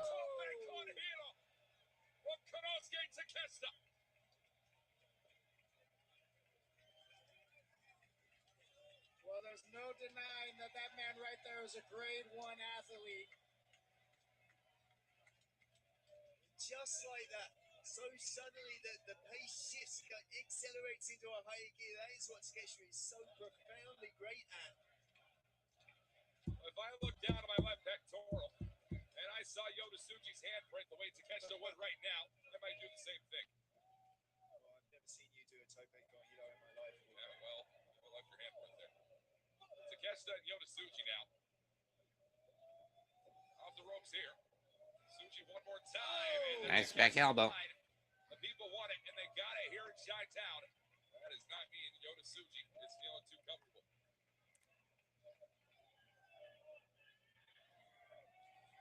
Gentlemen, there is an energy, there is a aura in this arena that is just off the charts, Rocky. I know I'm seeing the goosebumps. Or you can just wait 4 more years from MJ to retire. These two are just starting to cook, starting to feel each other out Duck. a little bit. Lethal combination. Went for the stomp block. Takeshita get out of the way. Right back on the attack. Takeshita. Exploder. Exploder suplex. Wow. That exploder on Tsuji into the cover for Takeshita, and it's 2. Picture perfect.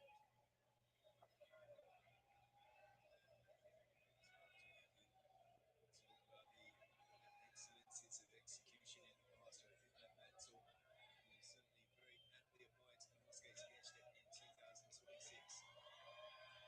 Takeshita in 2026. It's Taka that's conducting the crowd and conducting Tsuji up. I mean, the pendulum of momentum swinging both ways in this one.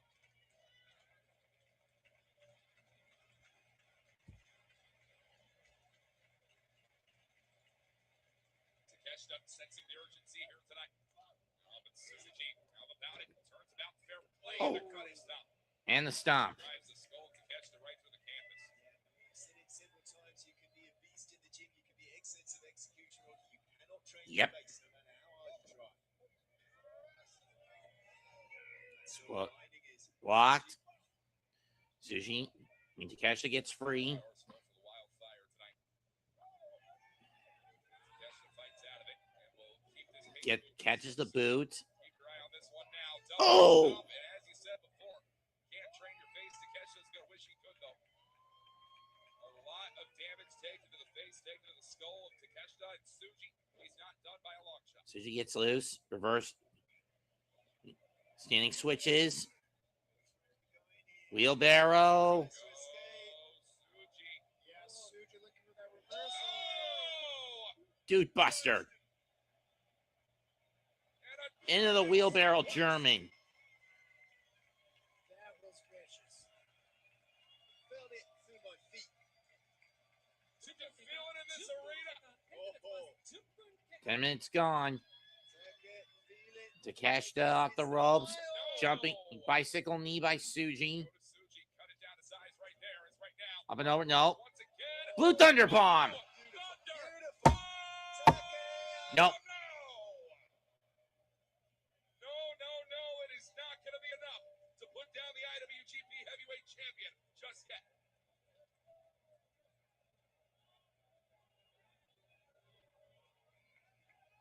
Rocky, you were right there on the call with us back in the main event of the Tokyo Dome this year.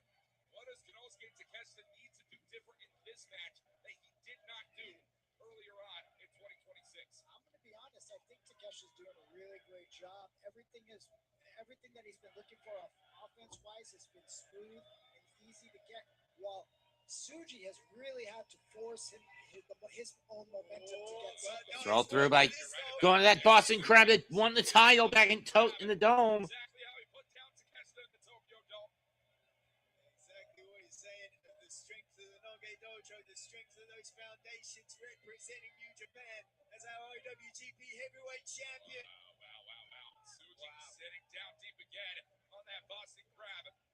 It's in deep. Won the heavyweight championship in Osaka, won the heavyweight championship in the Dome, and it was all with this hold right here.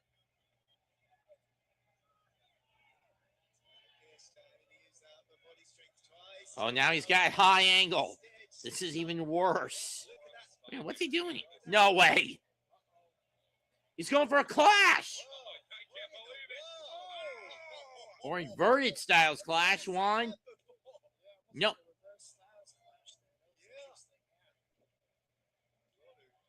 Very seriously. Mad ways that could have done. I don't think it was particularly good Takeshita to begin with.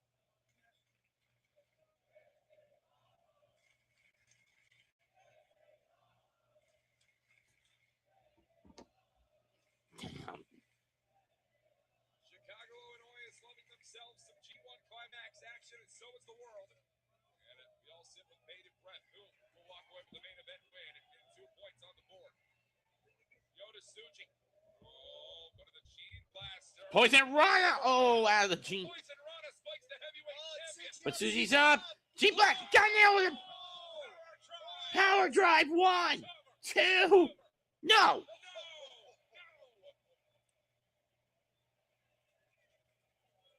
We just saw a damn car wreck 5 feet in front of us, gentlemen. That was otherworldly. 4,500 here in Chicago, convinced it was over, but they're delighted it's not. This is the G1 Climax, baby.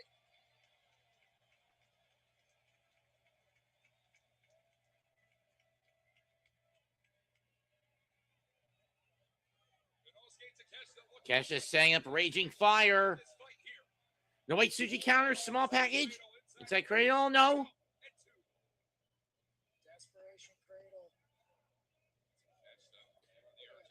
Raging Fire to Suji gets free, looking for a backslide. Cash the counters it. Raging Fire blocked again. Form shot. Headbutt. Shote. Oh, what a headbutt. Duck. Silver lining. 1, 2. Nope. Whether it was the impact rock or the knee earlier on, but there wasn't a way for Suji to lean forward under the shoulders and get a nicer cover on that one. No, just his positioning. I'm sure he's feeling a little rocked right now. Chicago is rocking. So glad this was a freebie and not something I had to pay out of pocket for. New Japan Pro Wrestling on a pedestal on a worldwide stage against the best in the world in Konosuke Takeshita. 15 minutes gone. Both men in opposite corners.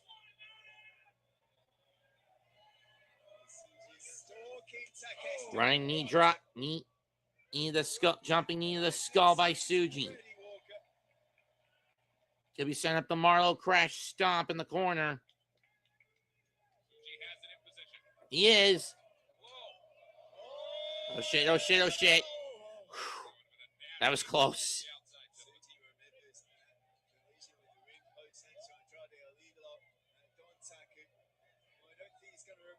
After this, if Take has his way. What in the world is Suji doing? Headbutts by Takeshita.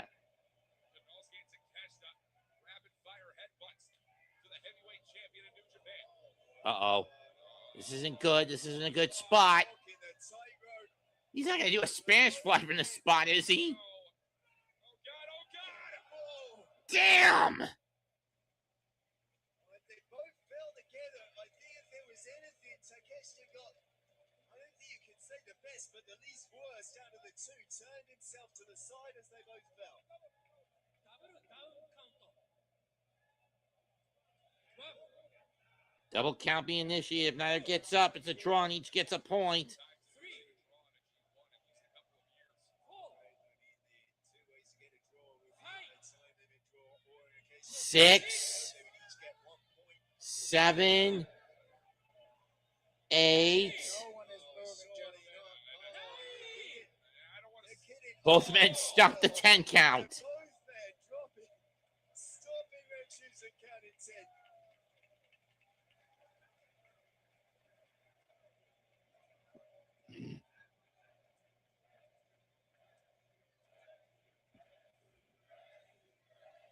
You got to hand it to him, Morgan. It's a good call. Let them fight.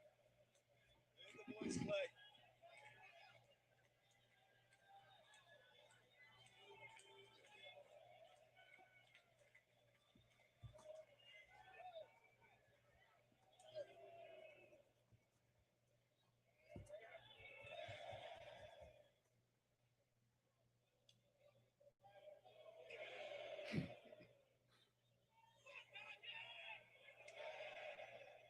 Two superb athletes in the stand-up strike game. Yonasuji and Konosuke Takeshita, every connection, every flow.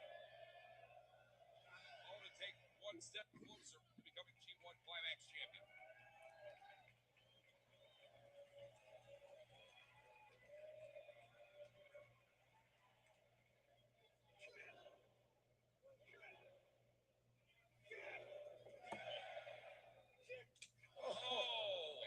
There's a lethal shot right there for Suji with that thrust kick. Suji with a thrust kick. Change up the game. Change the questions you're getting answers to. And Takeshita has some questions of his own to ask Suji. Here we go.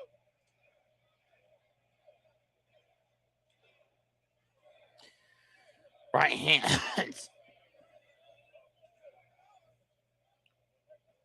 Oh, a slap by Suji. Suji just struck while the Forearm by The Takeshita. fire just exploded in the kitchen.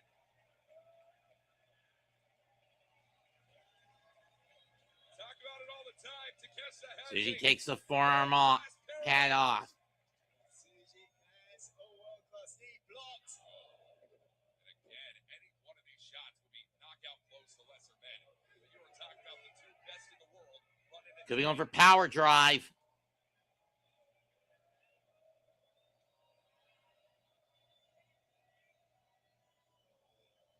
Takeshita out of the home corner. Got caught with a short gene blaster. Blaster! 1, 2. Nope. I did say it was a short gene blaster. Chicago starting to rumble.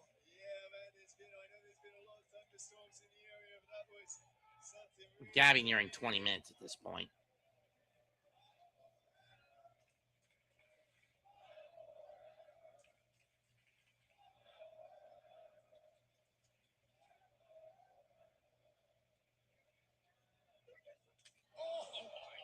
What a knee strike by Suji. What? Takeshita up in 1. It's not even a 2. Where the hell do you find this result? 20分経過、20分経過、20 minutes pass, 20 minutes pass. This is the G1 20 minutes champion. gone. too right. There's not much in those forearms, but he's going to keep Second the going. clothesline. Yeah, Suji on the Gene blaster! Here we go. Gene Blaster! It's over! It's done! No! Still, the Alpha keeps rolling.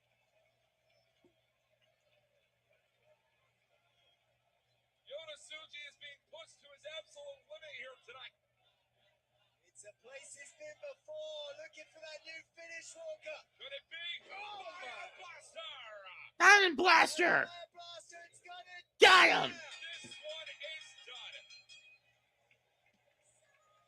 20分52秒、辻陽太選手の勝利です。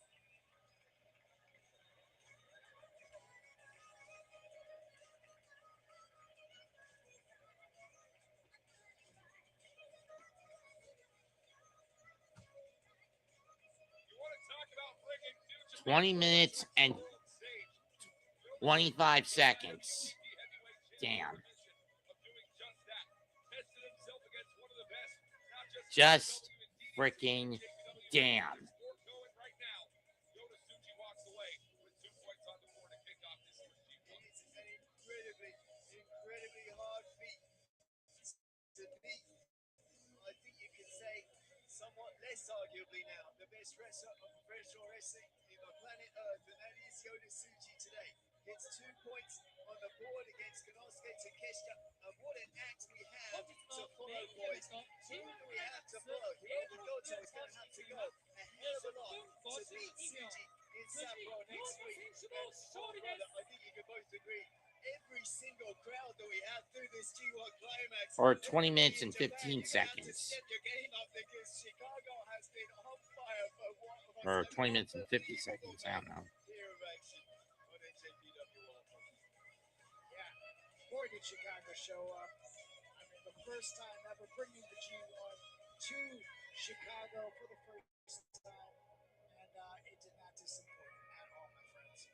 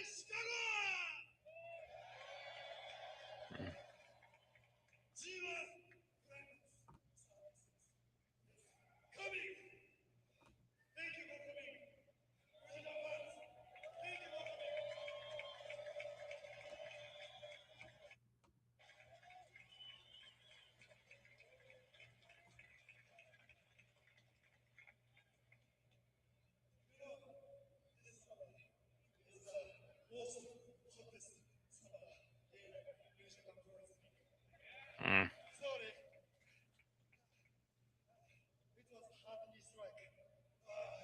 Hardening straight to his jaw. Anyway, I have to take Shiva after IWGP heavyweight champion.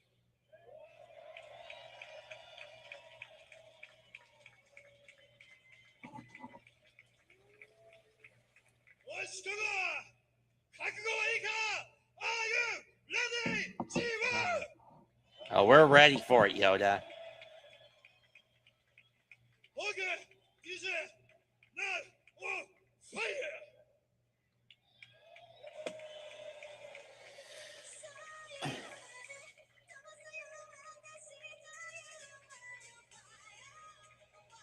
This has been one of the most incredible nights in Chicago wrestling history. This is one of the most incredible nights in the history of wrestling in the Windy City. And a good way to kick off the 36th G1 Grade 1 Climax. That's it for tonight. Comment, like, subscribe to my channel and SJAN.